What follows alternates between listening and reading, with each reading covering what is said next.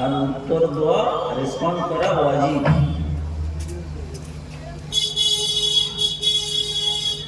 সুন্নাত এবং ওয়াজিবের মধ্যে পার্থক্য আপনাদের জানা আছে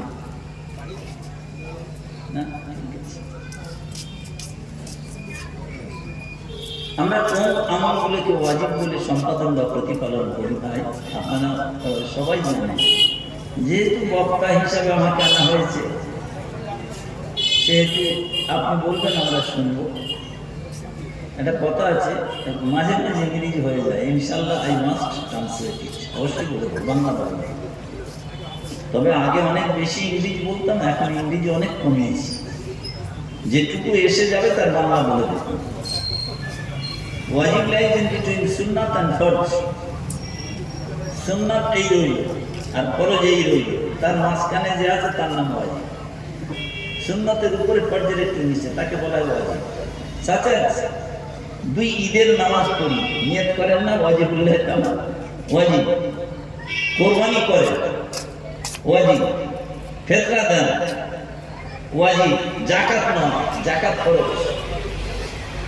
বেতনের নামাজ পড়ে 3 রাকাত, ওয়াজিব বলে পড়েন না বেতনের নামাজ? জি। তাহলে সালাম দেওয়া সুন্নাত কিন্তু ওয়াজিব। আমি আপনাদের এইভাবে সালাম দিলাম, 3টে শব্দ ব্যবহার করছি, 3টে কথা। আসসালামু আলাইকুম ওয়া রাহমাতুল্লাহি ওয়া বারাকাতুহু। আপনারা উত্তর দিলে নিশ্চয়ই শুধু ওয়া আলাইকুম আসসালাম ওয়া রাহমাতুল্লাহি ওয়া বারাকাতুহু বলবেন। জি। আচ্ছা, 3টে কথা বলার জন্য 3 10 30টি নেকি, পুণ্য বা সওয়াব, ইংরেজিতে বলা হয় ভার্চু, VIRTUE। 30টা নেকি আমার আমলনামায় লেখা হবে। আর আপনি উত্তর দিলেন, আপনার আমলনামাতেও 30টা লেখা হবে। বলুন সুবহানাল্লাহ। পৃথিবীর কোন ধর্মের মানুষ, জাতির মানুষ তারা প্রমাণ করতে পারবে না যে পরস্পরের দেখা সাক্ষাৎ করলে প্রথম সম্ভাষণে বা অভিবাদনের ভাষার দ্বারা নেকি পাওয়া যায়। কোন জাত বলতে পারবে না। অমুসলিম হিন্দু ভাইদের দেখা হলে সিনিয়ররা জুনিয়রদের বলবে না, শুধু জুনিয়ররা বলে যাবে নমস্তে। জুনিয়র মানে ছোট, জুনিয়ররা বলে যাবে নমস্তে, সিনিয়ররা কোনোদিন নমস্তে বলবে না। এটা limited to dignity and status, মর্যাদার সঙ্গে সম্পৃক্ত। এটা আন্তর্জাতিক মানের হতে পারে না। খ্রিস্টান বলে একটা জাত আছে, আপনারা নিশ্চয়ই শুনেছেন। খ্রিস্টান ভাইদের পরস্পরের সকালে দেখা হলো গুড মর্নিং, বিকালে দেখা হলো গুড আফটারনুন। এটা লিমিটেড টু টাইম। অর্থাৎ অন্য ভাষায় কি, সকালে দেখা হলো গুড মর্নিং, সকালটা তোমার ভালোই ভালোই যায়, এর পরের সময় যেন পেঁচার মতো মুখটা দ্বিতীয়বার দেখতে না। এটা আন্তর্জাতিক মানের হতে পারে না। কিন্তু বিশ্বাস করুন, আমার নবী, আপনার নবী, সবার নবী, বিশ্ব নবী মুহাম্মদুর রাসূলুল্লাহ সাল্লাল্লাহু আলাইহি ওয়াসাল্লাম তার উম্মতকে দিয়ে গেছেন এক আন্তর্জাতিক মানের অভিনন্দনের ভাষা। দেখি, আসসালামু আলাইকুম ওয়া রাহমাতুল্লাহি ওয়া বারাকাতুহু। আমার বাড়িতে বসে আপনি চা পান করছেন, গ্লাসটা আগে আপনাকে না দিয়ে যদি আমি পান করি, আপনি 60 বার বলবেন। আমার নবী শেখালেন, আসসালামু আলাইকুম ওয়া রাহমাতুল্লাহি ওয়া বারাকাতুহু। আল্লাহ তোর গাড়ি দিক, বাড়ি দিক, যে ছেলেটা পরীক্ষা দিয়েছে তাকে পাশ করিয়ে দিক, যে জমিতে চাষ করেছিস আল্লাহ ভালো ফসল দিক। আসসালামু আলাইকুম ওয়া রাহমাতুল্লাহ। সালাম আমাদের মুসলমানদের সালাম, সালাম নয়, a kind of great সাপ্লিকেশন or invocation. যদি আমরা একটু বোঝার চেষ্টা করি, পাগল থাকবো ইনশাআল্লাহ, ভালো হয়ে যাবে। শুধু সালাম দেবেন, এর দ্বারা নেকি কোন জাতির মানুষ বলতে পারবে? জানে নামাজ পড়লে নেকি হয়, তো হিন্দুরা ভাবে পূজা করলে নেকি হয়, তারপরে ওরা ভাবে গাছকে দেবতা বলে এই করলে সওয়াব হয়। সালামের দ্বারাও সওয়াব পাওয়া যায়, এটা পৃথিবীর কোন জাতির মানুষ জানে না, একমাত্র মুসলমানরা জানে। আমার নবী, আপনার নবী, বিশ্ব নবী শিখিয়ে গেছেন। একটু ডুবুরি নামানো যায়। আমি কোথা থেকে কথাটা আপনাদের বললাম যে একবার সালাম দিলে 30টা নেকি হয়। কেন ইমাজিন, একটু কল্পনা করুন না। এটা তো নামাজ নয়, এটা তো কোরআন তেলাওয়াত নয়, এটা তো রোজা নয়, এটা তো দান করা নয়। সালামের দ্বারা যে জাতির মানুষ 30টা নেকি অর্জন করে, তাহলে ধর্মটা কেমন? আমার নিজে নয়, সালাম তো যাই একটু ডুবুরি নামানো যায়। আবু দাউদ শরীফ 5153 নম্বর হাদিস থেকে প্রমাণিত, একটা মুসলমান এইভাবে সালাম দিলে 30টা নেকি পাবে। বলুন সুবহানাল্লাহ। তিরমিজি শরীফ 2699 নম্বর হাদিস। হাদিসে যদি এইটা মজলিস না হতো, আপনারা এখনো বুঝতে পারছেন না, চশমা দিয়ে রেখেছে, ফের মনে মনে হচ্ছে একটা কালো পর্দার মতো কিছু, রুমালটা চোখে দেবো নাকি? নিশ্চয়ই আপনারা বুঝতে পারবেন, আমি তো আফটার অল ভাই মেশিন নয়, আপনাদের মতো মানুষ। ব্যথা বেদনার অনুভূতি আপনাদের যেমন আমারও তেমন। তো যদি মজলিসের হাল এই হয়, তাহলে আমার ডাল ভাঙবে না বললে এইবার। আমি তো আফটার অল মানুষ, আমি তো সুরেলা বস্তা নয়, আমি তো বাজার গরম করা হটকেকের মতো বস্তা নয়। আপনাদের মতো দু চারটে কথা হয়তো জ্ঞানা গল্প কথা একটু রাখতে চাচ্ছেন। কত দূর থেকে এলাম ভাই, সেই শুধু মেটিয়াবুরুজ থেকে এলাম। তো যে কথা বলছিলাম, যদি মজলিসে আপনার সঙ্গে সাক্ষাৎ না হতো, ফেস টু ফেস, এই রাস্তায় দেখা হয়েছে আপনার এলাকার কোনো, সালামের পরে আর একটা কিছু করতাম না ভাই? কি করতাম সালামের পরে? জি, মুসাফা করতাম। আচ্ছা হ্যাঁ ভাই, আমরা মুসাফা দু হাতে করি না এক হাতে করি? দু হাতে। আপনারা কি জানেন, আমাদের থেকে আরো দামি দামি টুপি পরে, এবং আমার থেকে আরো তার দাড়ি লম্বা, এবং সেই রকম সুন্দর কাটিং এর সুন্নতি পাঞ্জাবি পরে। তারা বলছে যারা দু হাতে মুসাফা করে তারা বেদাতি। বুঝতে পারছেন? তারা আমাদের সব ব্যাপারে, তারা ঈদের নামাজ পড়ে, জুমার নামাজ পড়ে, রমজান মাসে রোজা করে, কোরবানি দেয়, তারা বলছে দু হাতে যারা মুসাফা করে তারা বেদাতি। সাধারণ মানুষ অত বুঝতে পারি না, আমরা বলছি কি বলছে বেদাতি, কি বলছে তাই কি জানি, কিন্তু বেদাতি বলা না। বেদাতি মানে গোমরাহি, গোমরাহি মানে পথভ্রষ্ট, পথভ্রষ্ট মানে মরণের পরে আল্লাহ তাদের জান্নাত দেবে। কেন আমরা দু হাতে মুসাফা করি? চিন্তা করতে পারছেন? হ্যাঁ ভাই, তাহলে আমরা দু হাতে মুসাফা করি কেন? আমাদের একটা কারণ বা উত্তর জেনে রাখা দরকার। তো ওরা না করে না করুক, কিন্তু আমরা কেন করি? আচ্ছা বাবা, ওরা বলছে কোনো দলিল নেই, শরিয়াতে কোনো দলিল নেই। সামান্য জিনিস সেটা আমার আপনার প্রয়োজন হয়, অথচ কেউ জানার চেষ্টা করিনি যেটা কেন দু হাতে করি, আর ওরা কেন বলছে বেদাতিয়া। তো যাই হোক, হ্যাঁ বাবা, বসিরহাট সাব ডিভিশনের একজনকে টাইগার অফ বেঙ্গল বলা হতো, আপনারা নিশ্চয়ই জানেন, আল্লামা রুহুল রহমতুল্লাহ আলাইহি। ওরা বলছেন কোনো দলিল নেই। আচ্ছা, আল্লামা রুহুল রহমতুল্লাহ যতদিন বেঁচে ছিলেন দু হাতে মুসাফা করতেন না এক হাতে? বাবা দু হাতে করতেন। আচ্ছা, আল্লামা বসিরহাট হুজুরে পীর সাহেব দাদা হুজুর কেবলা এক হাতে করতেন না দু হাতে? এই পর্যন্ত বলে আমি ক্ষান্ত হব না বাবা, আপনারা শুনলে অবাক হয়ে যাবেন। মেদিনীপুর টাউনটা, শহরটার নাম ছিল, যার নামে তিনি হলেন মুস্তফা মাদানী রহমতুল্লাহ।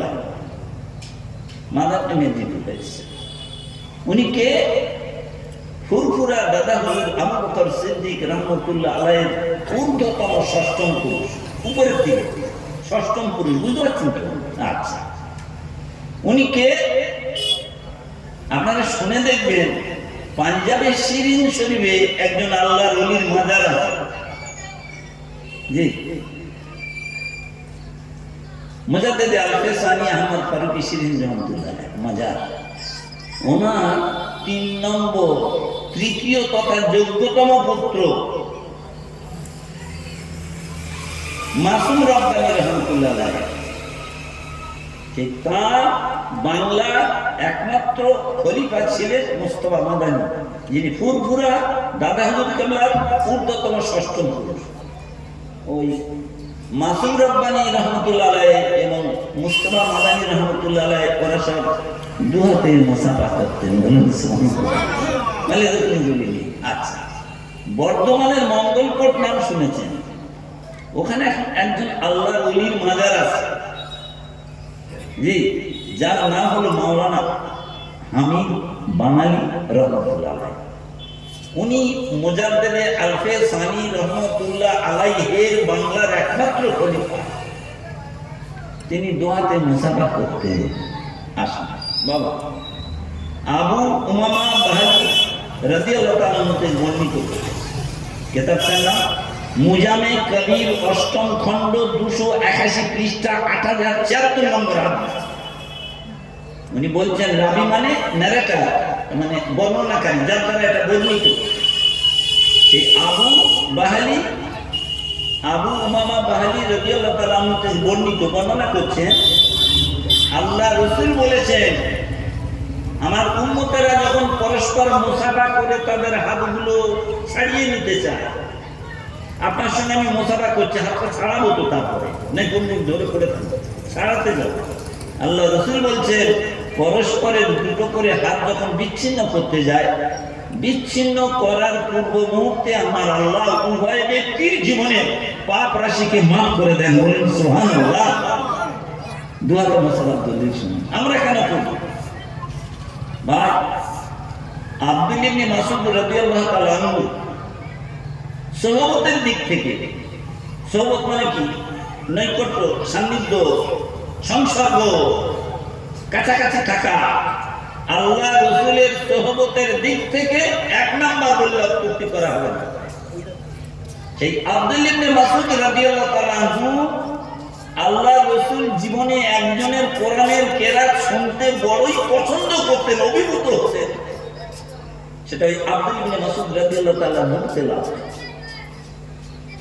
আল্লাহ রাসূলের স্টেটমেন্ট অনুসারে যাওয়ার পরে ইসলামকে যদি টিকিয়ে রাখতে চাও তোমাদের মধ্যে, আমার আবু বকরকে তোমরা ধরে থেকো।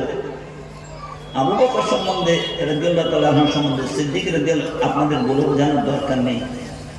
তামাম উম্মতের ঈমান যদি এক পাল্লায় রাখা হয়, আল্লাহ রাসূল বলেছেন আমার আবু বকরের ঈমান যদি অন্য পাল্লায় রাখা হয় ওটা ভারী হয়ে যাবে। বলুন সুবহানাল্লাহ। সেই আবু বকরকে ধরে রেখো। আবু বকরের ইন্তেকালের পরে যদি ইসলামকে ধরে রাখতে চাও, ইসলামকে পেতে চাও, পূর্ণ ইসলাম পেতে চাও, হযরত ওমর ফারুক রাদিয়াল্লাহু তাআলা আনহু, ওই ওমর ফারুক রাদিয়াল্লাহু তাআলা আনহু ফারুক আযম কে আপনারা নিশ্চয়ই শুনেছেন। আল্লাহ রাসূল বলেছেন লা নাবিয়্যা বাদি আনা খাতামান নবিয়্যিন, no prophet to come, no রাসূল টু কাম। আমার পরে কোনো নবী ও রাসূল আসবে না। সেই জন্য যদি কোনো নবী আসতো আমার আল্লাহ ওমর ফারুককে নবী করতেন। বলুন সুবহানাল্লাহ। কি কথা শুনুন, তাদের সময় কিভাবে ইভ্যালুয়েট করেছেন, মূল্যায়ন করেছেন। সেই উমরকে তোমরা ধরে রেখো। আর উমরের পরে যদি প্রকৃত ইসলাম পেতে চাও তাহলে আব্দুল্লাহ ইবনে মাসউদ রাদিয়াল্লাহু তাআলা আনহুর সান্নিধ্য ছেড়ে না। বলুন সুবহানাল্লাহ। ওরা শুধু বলেনি না, বুঝলেন, নট অনলি দ্যাট, আবার ইংরেজি হয়ে গেল। অন্য রিওয়ায়াতে এসেছে আসমান থেকে যখন কোরআন নাযিল হয়েছিল, এমন কার উপরে? নবী মুহাম্মদ রাসূলুল্লাহ সাল্লাল্লাহু আলাইহি ওয়াসাল্লামের উপরে কোরআন। আমার কোরআনের ভাষা কোথায় ছিল? ঘর উত্তর 24 পরগনা না দক্ষিণ 24 পরগনা? কোরআনের ঘর ছিল লাউহে মাহফুজ। লাউহে মাহফুজ থেকে কোরআন রমজান মাসের 27 রমজান আমার আল্লাহ বললেন ওরে কোরআন, আমার হাবিবের আগমন, আমার হাবিব আবির্ভূত হয়েছে, যেতে হবে, তোমার ভাষা চেঞ্জ কর। আমার ভাষায় বলছি, ভাষা চেঞ্জ করে, এবারে থাকলে হবে না, এত উপরে থাকলে হবে না, তুমি চলে যাও। প্রথম আসমানে একটা ঘর আছে। এই আসমান কয় স্তর বিশিষ্ট? কয় স্তর মানে কতলা? 7 তলা। ও বানাইনা ভাই প্রথম সাবান শিলাবা কোরআন আমি নয়। আসমান কতলা ভাই? আসমান 7 তলা। তো প্রথম আসমানে একটা ঘর আছে যার নাম হলো বাইতুল ইজ্জাত। এই বাইতুল ইজ্জাতে কোরআন চলে এলেন। ওইখান থেকে দুনিয়ার জমিনে 570 খ্রিস্টাব্দের 29 আগস্ট রবিউল আউয়াল মাসে 12 তারিখ সোমবার সাদেকের সময় পৃথিবীর মধ্যবর্তী স্থান ওই মক্কার কুরাইশ বংশে আব্দুল্লাহ কর্ণকুটিরের মহিনা বদর থেকে যখন ভূমিষ্ঠ হলেন, আল্লাহ পাক কোরআন ইশারা করে বললেন আমার নবীর যখন যে সমস্যা দেখা দেবে তখন তোমাকে পাঠাবো, এইখানে তুমি থাকো। কোথায়? বাইতুল ইজ্জাতে। বাইতুল ইজ্জাত থেকে আমার নবীর কাছে, নবীর যখন বয়স 40 বছর 6 মাস 8 দিন, ইংরেজিতে 610 খ্রিস্টাব্দে 6 আগস্ট কোরআন অবতীর্ণ হওয়া শুরু হলো। কত বছর ধরে? 22 বছর 2 মাস 22 দিন করে মক্কার জমিনে, 12 বছর 5 মাস 13 দিন মদিনার জমিনে 9 বছর 9 মাস 9 দিন ধরে কোরআন নাযিল হলো। যোগ করে দেখুন 22 বছর 2 মাস 22 দিন। এত কথা কেন বলছি? আল্লাহ রাসূল বলেছিলেন, একটা রিওয়ায়াতে পাওয়া গেছে, তোমরা যদি অরিজিনাল কোরআন যেভাবে নাজিল হয়েছিল সেই সৌন্দর্য, সেই রূপ, সেই রস, সেই সুগন্ধ যদি পেতে চাও, আমার আব্দুল ইবনে মাসউদের মুখ থেকে কোরআন তেলাওয়াত শোনো, তোমরা সেটা পাবে। বলুন সুবহানাল্লাহ। হয়তো সবাইকে আমি বোঝাতে পারলাম না, সেই আব্দুল ইবনে মাসউদ রাদিয়াল্লাহু তাআলা থেকে বর্ণিত হাদিসটা বলবো বলে এত কথা বলছি, যে আমি আল্লাহ রাসূলের সঙ্গে মুসাফা, শুধু মুসাফা নিয়ে কথা হচ্ছে, ওয়াজ করিনি বাবা। আল্লাহ রাসূলের সঙ্গে মুসাফারত অবস্থায় ছিলাম। কে বলছেন? আব্দুল ইবনে মাসউদ। আর আব্দুল ইবনে মাসউদ কে এতক্ষণ ধরে তার সম্বন্ধে বললাম? বলছে মুসাফারত অবস্থায় ছিলাম, আমার দুটো হাত যখন আল্লাহ রাসূলের দুটো হাতের মধ্যে আবদ্ধ, তার নাম তো মুসাফা। তখন আল্লাহ রাসূল বলেছিলেন, যার ভাবার্থ হলো, এই আব্দুল ইবনে মাসউদ, আজ তুমি তোমার তাশাহুদটা সহি করে নাও, কারেক্ট করে নাও। তাশাহুদ ইবনে 2 রাকাত বা 4 রাকাত বিশিষ্ট নামাজের বসে প্রথম যেটা পড়ি, আত্তাহিয়াতু, নামাজ শেষের 2 রাকাত বা শেষের 4 রাকাত হলে তারপরে কি পড়ি? দরুদ ইব্রাহিম, তারপরে দোয়া মাগফিরাত। তাহলে আত্তাহিয়াত আমরা কম বেশি সবাই যারা নামাজ পড়ি জানি।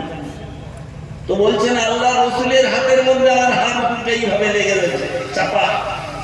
আল্লাহ রাসূল আমার তাশাহুদ শিখিয়েছিলেন। বলার অর্থটা তাশাহুদ শেখানোর জন্য বলিনি, বলেছি আল্লাহ রাসূলের দুটো হাতের মধ্যে আব্দুল ইবনে মাসউদ রাদিয়াল্লাহু তাআলা দুটো হাত যখন আবদ্ধ ছিল মুসাফা অবস্থায়, মুসাফারত অবস্থায়, সেই সময় তাশাহুদ শিখিয়েছিলেন। তাহলে তারা বোঝা গেল যারা বলছে 2 হাতে যারা মুসাফা করে তারা বেদাতি, আমি বলছি 2 হাতে যারা মুসাফা করে তারা জান্নাতি। বলুন সুবহানাল্লাহ। এতক্ষণ ধরে আপনাদের শুধু সালাম আর মুসাফার কথা বললাম। আলহামদুলিল্লাহ, আলহামদুলিল্লাহ নাহমাদুহু ওয়া নাস্তাঈনুহু ওয়া নাস্তাগফিরুহু ওয়া নু'মিনু বিহি ওয়া নাতাওয়াক্কালু আলাইহি ওয়া নাউযু বিল্লাহি মিন শুরুরি আনফুসিনা ওয়া মিন সাইয়্যাতি আমালিনা। মান ইয়াহদিহিল্লাহু ফালা মুদিল্লা লাহু ওয়া মান ইউদ্লিলহু ফালা হাদিয়া লাহু। ওয়া নাশহাদু আল লা ইলাহা ইল্লাল্লাহু ওয়াহদাহু লা শারীকা লাহু ওয়া নাশহাদু আন্না সাইয়্যিদানা ওয়া মাওলানা মুহাম্মাদান আবদুহু ওয়া রাসূলুহু সাল্লাল্লাহু আলাইহি ওয়া আলিহি ওয়া সাহবিহি ওয়া বারাকা সাল্লাম। আম্মা বা'দ। আউযু বিল্লাহি মিনাশ শাইতানির রাজীম। বিসমিল্লাহির রাহমানির রহিম। ইয়া আইয়ুহাল্লাযীনা আমানু হাল আদুল্লুকুম আলা তিজারাতিন তুনজিকুম মিন আযাবিন আলীম। تؤمنون بالله ورسوله وتجاهدون في سبيل الله بأموالكم وأنفسكم ذلكم خير لكم إن كنتم تعلمون يغفر لكم ذنوبكم ويدخلكم جنات تجري من تحتها الأنهار ومساكين طيبة في جنة عدن ذلك الفوز العظيم صدق الله مولانا العظيم। সর্বাগ্রে সর্বপ্রথম আমার ক্লান্ত কণ্ঠে তিক্ত স্বর দিয়ে পরিবেশিত হলো কোরআন শরীফের সূরা সাফের সূরা নম্বর 61, পারা নম্বর 28, রুকু নম্বর 2, আয়াত নম্বর 10 থেকে 12 কয়েকটি আয়াত পরিবেশিত হলো আমার তিক্ত কণ্ঠে, অরুচিকর কণ্ঠে। আপনারা নিশ্চয়ই বুঝতে পারছেন বাবা। আমি তারপরে স্মরণ করতে চাই সেই আল্লাহ তাবারক তাআলাকে। আচ্ছা ভাই, একটু বলবেন কি, আমি তো আপনাদের কয়েক ঘন্টার জন্য, আমরা বলি মেহমান, ইংরেজরা বলে গেস্ট, অমুসলিম হিন্দু ভাইরা বলে অতিথি। তা আমি তো আপনাদের গেস্ট, অতিথি। হিন্দু ভাইদের ধর্মে বলা হয়েছে কোনো অতিথি যদি বাড়িতে এসে অতিথি সেবকের ব্যবহারে অসন্তুষ্ট হয়ে ঘরে ফিরে চলে যায়, তা অতিথি সেবক বা বাড়িওয়ালার গলায় দড়ি দিয়ে মারা হয়। আর আমার ইসলাম বলছে বাড়িতে যদি কোনো মেহমান আসে একদিন তার রুচিসম্মত খাদ্য পরিবেশন করা ওয়াজিব। ওয়াজিব নিশ্চয়ই আপনি বুঝতে পেরেছেন। আর 3 দিনের আগে চলে যেতে বলা যাবে না, তাই তো গেস্ট। একটু মনের কথা বলি ভাই, এত কষ্ট করে কি বলবো, আমার সঙ্গে সে হাসায় বাসায় খাই হয়েছে 14 ঘন্টা 4 চাকা গাড়িতে গিয়ে আমরা 14 ঘন্টা ধরে ফিরেছি। আরে আমার কষ্টটা এখানে যে জানতে হবে জানোয়ার, আমি a kind of animal, a kind of জানোয়ার, হয়তো হেঁটো মেটো ঘেটো, ওদের মতো হয়তো বাজার গরম করে ভাবতে নয়, মা বোনদের চোখের পানিতে বুকের কাপড় ভেজাতে পারবো না, কিন্তু চলার পথের কিছু কাঁটা দূর করতে পারবো। তো ভাই এত কষ্ট করে এলাম, আপনারা নিশ্চয়ই জানেন, কষ্ট নেবেন না ভাই। এসেছি যখন বলি, বিশ্বাস করুন, আমাদের পাড়ার ক্লাবের ছেলেদের যদি বলি আগামী 5 সেপ্টেম্বর কেন শিক্ষক দিবস হচ্ছে এই সম্বন্ধে, তোদের স্কুলওয়ালারা যা বলে সেসব খণ্ডন করে দেব, কালকে বলবো না, এর থেকে বেশি লোক জমা হয়ে যাবে। আমার পাড়ার ছেলেদের যদি বলি কালকে তোদের সর্ববারা তোদের লোককে কিছু কথা রাখবো, এত দূর থেকে কষ্ট করে এলাম, নিশ্চয়ই তো চারিদিকে সব শ্মশান আর কবরস্থান নয়, এবং এখন তো ঘুমিয়ে পড়ছেন তা নয়। তো ভাই আর্নেস্ট অ্যাপিল, সর্বাগ্রে সর্বপ্রথম স্মরণ করছি সেই আল্লাহ তাবারক তাআলাকে, যিনি মানব জাতিকে অভিহিত করেছেন তার কালামুল্লাহ শরীফের দ্বারা, ওয়ালিল্লাহিল মাশরিকু ওয়াল মাগরিবু ফাআইনামা তুওয়াল্লু ফাসাম্মা ওয়াজহুল্লাহ। পূর্ব দিকে তাকাও, পশ্চিম দিকে দৃষ্টিপাত করো, উত্তর দক্ষিণ যেদিকেই দিকপাত করো না কেন, সকল দিকেই আমার আল্লাহ হাজির আছেন। বলুন সুবহানাল্লাহ। সেই আল্লাহর কথা বলছি, ওহুয়া মাআকুম আইনামা কুনতুম, যেখানে থাকো, যেখানে বসো, যেখানে দাঁড়াও, ঈমানদার যেখানে আছে আমার আল্লাহ সেখানে হাজির আছে। বলুন সুবহানাল্লাহ। ওয়াসিরু কাওলাকুম আবিজহারু বি ইন্নাহু আলিমুন বিজাতিস সুদূর। জোরে বলুন আর আস্তে বলুন। অন্তরের যে কথাটা বাহিরে প্রকাশিত হয়নি, অব্যক্ত অপ্রকাশিত, সেটাও আমার আল্লাহ জানেন। বলুন সুবহানাল্লাহ। সেই আল্লাহ তাআলাকে যিনি অমনিপটেন্ট, অমনিপ্রেজেন্ট, অমনিসেন্ট এন্ড এভার পাস্ট। শিক্ষিত ভাই যারা আছেন ভাই, প্রেজেন্ট এভরিওয়্যার এর সবচেয়ে আন্তর্জাতিক মানের ইংরেজি হলো অমনিপ্রেজেন্ট। অল পাওয়ারফুল আন্তর্জাতিক মানের স্ট্যান্ডার্ড ইংরেজি হলো অমনিপটেন্ট। আমি ওইটা ব্যবহার করি, কিন্তু মানেটা বলে দিই। আমার আল্লাহ বলেন অমনিপটেন্ট, অল পাওয়ারফুল, সর্বশক্তিমান। ইন্নাল্লাহা আলা কুল্লি শাইইন কাদির। আমার আল্লাহ অমনিপটেন্ট, আমার Allah omniscient, present everywhere at the same time. Narendra Modi যেখানে মিটিং করবে সেখানে হাজির থাকবে, অন্য কথা পৃথিবীর কোন দেশে আমার আল্লাহ পাক এট the same time all over the world. শুধু তাই নয়, সমস্ত যত জায়গায় ক্রিয়েচার আছে আমার আল্লাহর উপস্থিতি সেখানেও আছে। বলুন সুবহানাল্লাহ। আমি সেই আল্লাহকে বলছি, সেই আল্লাহ তাবারক তাআলাকে জ্ঞাপন করি আমাদের সবার তরফ থেকে লক্ষ কোটি সুদৃঢ় শুকরিয়া। বলুন আলহামদুলিল্লাহ। জাতির এই দুরুনে যুগে সন্ধিক্ষণে একটার পর একটা ভারতবর্ষের জমিনে যখন মুসলমানদের উপরে আছড়ে পড়ছে সমুদ্রের জোয়ারের ঢেউয়ের মতো, একটা বালা ও একটা বালা ও একটা বালা ও একটা বালা, সবাই বলছে পালা, একটার পর একটা আসছে। প্রথম শ্রেণী ফার্স্ট ক্লাস দেশপ্রেমিক নাগরিক হওয়া সত্ত্বেও বিদেশিদের মতো ব্যবহার করা হচ্ছে, দ্বিতীয় শ্রেণীর নাগরিকের মতো মর্যাদা পাচ্ছি ভারতের জমিনে।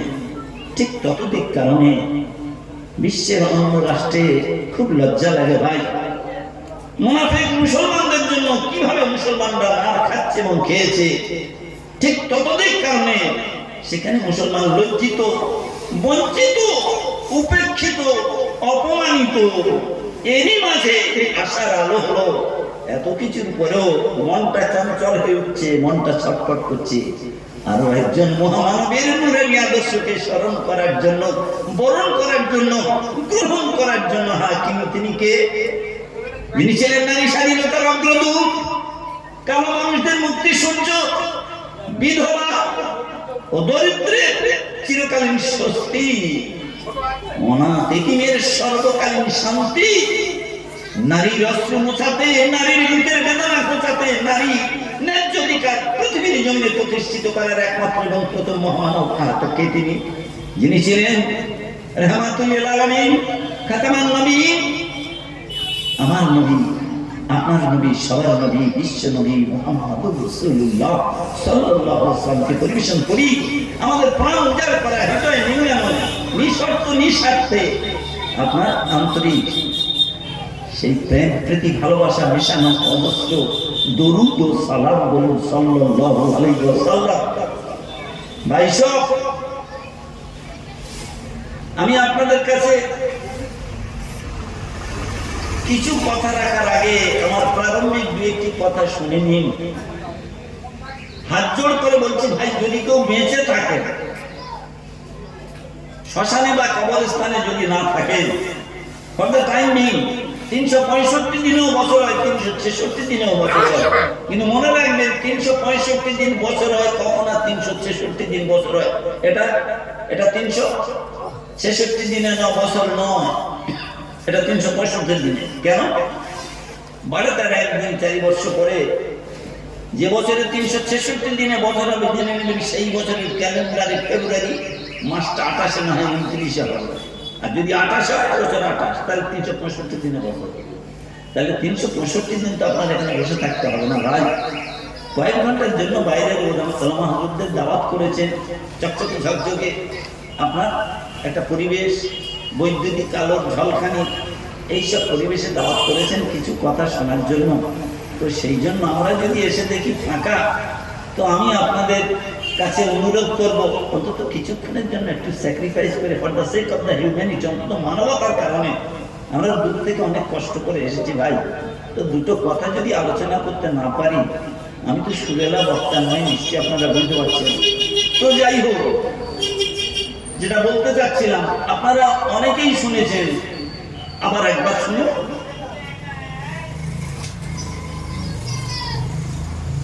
ভাই সব, পৃথিবীর জমিনে দু জায়গায় জান্নাতের বাগান আছে।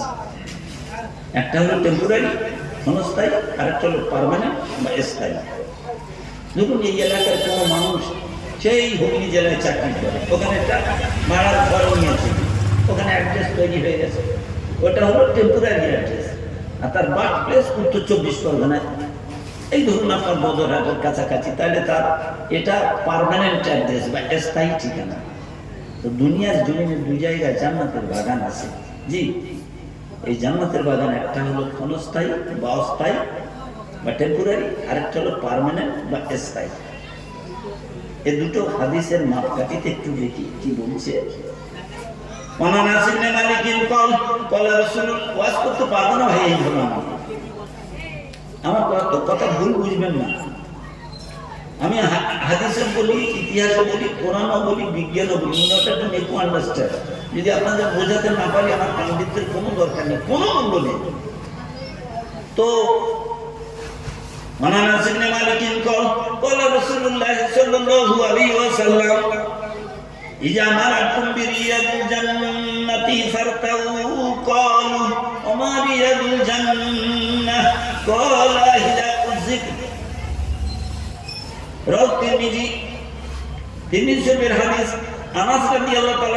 বর্ণিত,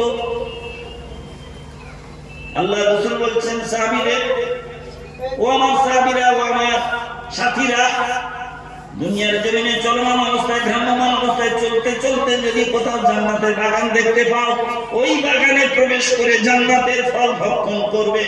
আল্লাহ রাসূলের সাহাবীরা হয়তো খানিকক্ষণের জন্য বলছি, হয়তো বুঝে উঠতে পারেননি। আল্লাহর জান্নাত তো একটা, আল্লাহর স্টোরে রয়েছে, দুনিয়া আবার কোথায় জান্নাত এলো? কারণ আমরা আল্লাহ রাসূলের সাহাবীরা ভেবেছেন ফিরদাউস লাইন মাকাম করার আদম সালাম খুঁজেই তো একটা জান্নাত। আবার উত্তর 24 পরগনার ওখানে মাওলানা বয়ান করতে গিয়ে বলছে, আল্লাহ রাসূল বলেছেন দুনিয়ায় যেখানে জান্নাতের বাগান পাবে সেখানে তোমরা প্রবেশ করে জান্নাতের ফল ভক্ষণ করবে।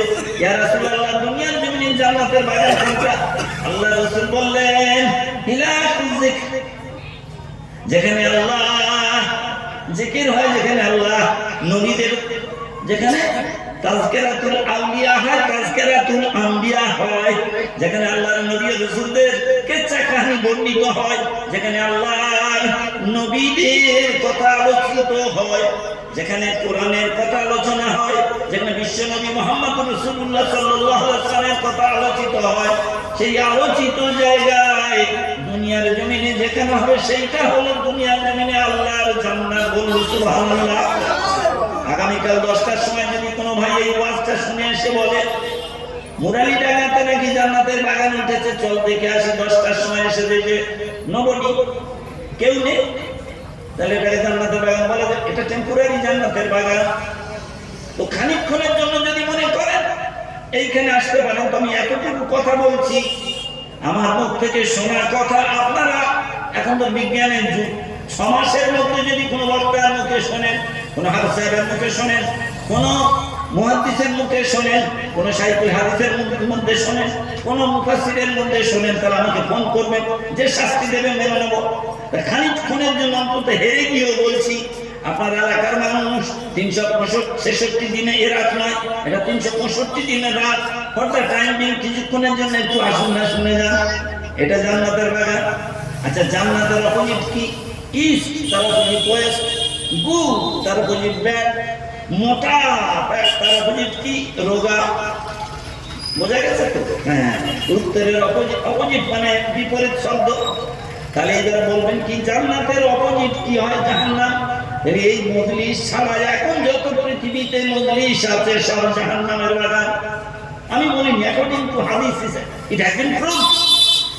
তাহলে জান্নাতের বাগানের লোক কম, জাহান্নামের বাগানের লোক বেশি। বুঝলেন ভাই? উদাহরণের জন্য আমি আগেই বলেছি, in order to make you understand, ইংরেজির গরমের জন্য বলিনি, একটু বোঝানোর জন্য বলছি। ভাই, এটার নাম যদি জান্নাতের বাগান হয়, জাহান্নামের বাগান ভরপুর, আর জান্নাতের বাগানের লোক নেই। তো দূর পাল্লার ট্রেনে উঠেছি টিকিট কেটে, ফার্স্ট ক্লাস কম্পার্টমেন্টে, কমফর্টেবল জার্নি, আরামে যেতে পারবো, দিল্লি যাচ্ছি ভাই। উঠে দেখি গরম লাগছে খুব, ফ্যান দেখা যাচ্ছে তো, ফার্স্ট ক্লাস, একটু সুইচটা দিতে গিয়ে দেখি সুইচ ভাঙা, ফ্যান চালানো যায়নি, ফার্স্ট ক্লাস কম্পার্টমেন্ট, দাম বেশি দিয়েছে। তখন মনে মনে হলো পেপারটা পড়বো না, ব্যাগে রেখে দিয়েছি, একটু অন্য কিছু করি ভাই। আমাদের সার্বক্ষণিক একটা টু রিমেম্বার আল্লাহ একটা পদ্ধতি আছে, যেখানে আমরা লোকের সামনে করিনি, পকেটে হাত দিয়ে এরকম করে করি, অথবা সেই চাদরটা টেনে নিয়ে ওরা বুঝতে পারবে না, কি রিয়া যাতে না আসে। তো বলি, উফ বাবারে, একটু তসবিহ করতে যাবো তাও গরম লাগছে, একটু পেপার করতে যাবো তো অন্ধকার লাগছে, ইনসাফিসিয়েন্ট লাগছে। তা বলি, এই দেখা যাচ্ছে না, ছোট ছোট লেখা। তা বলি একটু ওই তো টিউব বাল্ব সুইচটা দিতে যাই, বললে সুইচ দিতে গিয়ে দেখি বাম ভাঙা, টিউব ভাঙা। এই ইংরেজি বললো, তার মানে বলে দেওয়া দরকার, আপনারা সবাই পারবেন। তখন আমার মনে হলো, this compartment is first class, but the arrangement is beyond first class. বিশ্বাস করুন, যারা ইংরেজি পারেন না তারাও এর মানে বলতে পারবেন। This compartment is first class, but arrangement is beyond first class.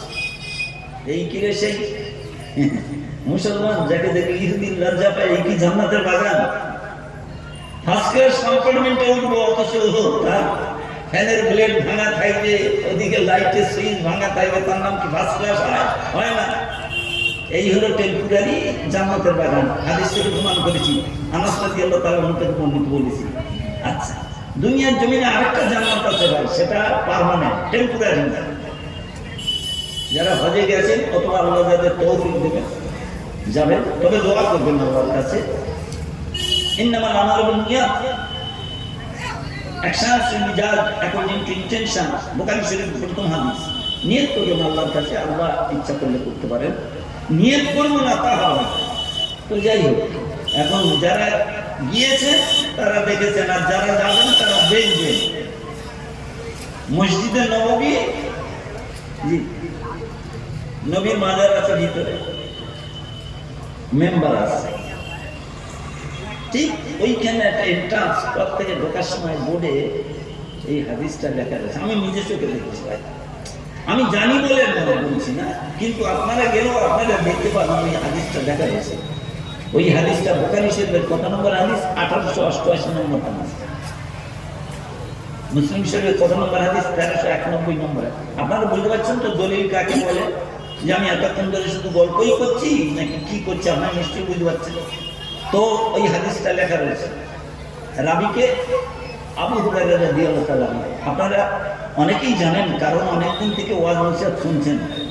যত রাবি হাদিস বর্ণনা, রাবি মানে ন্যারেটর, হাদিস বর্ণনাকারী সাহাবী, তো সবচেয়ে বেশি হাদিস বর্ণনা করেছেন আবু হুরায়রা রাদিয়াল্লাহু তাআলা।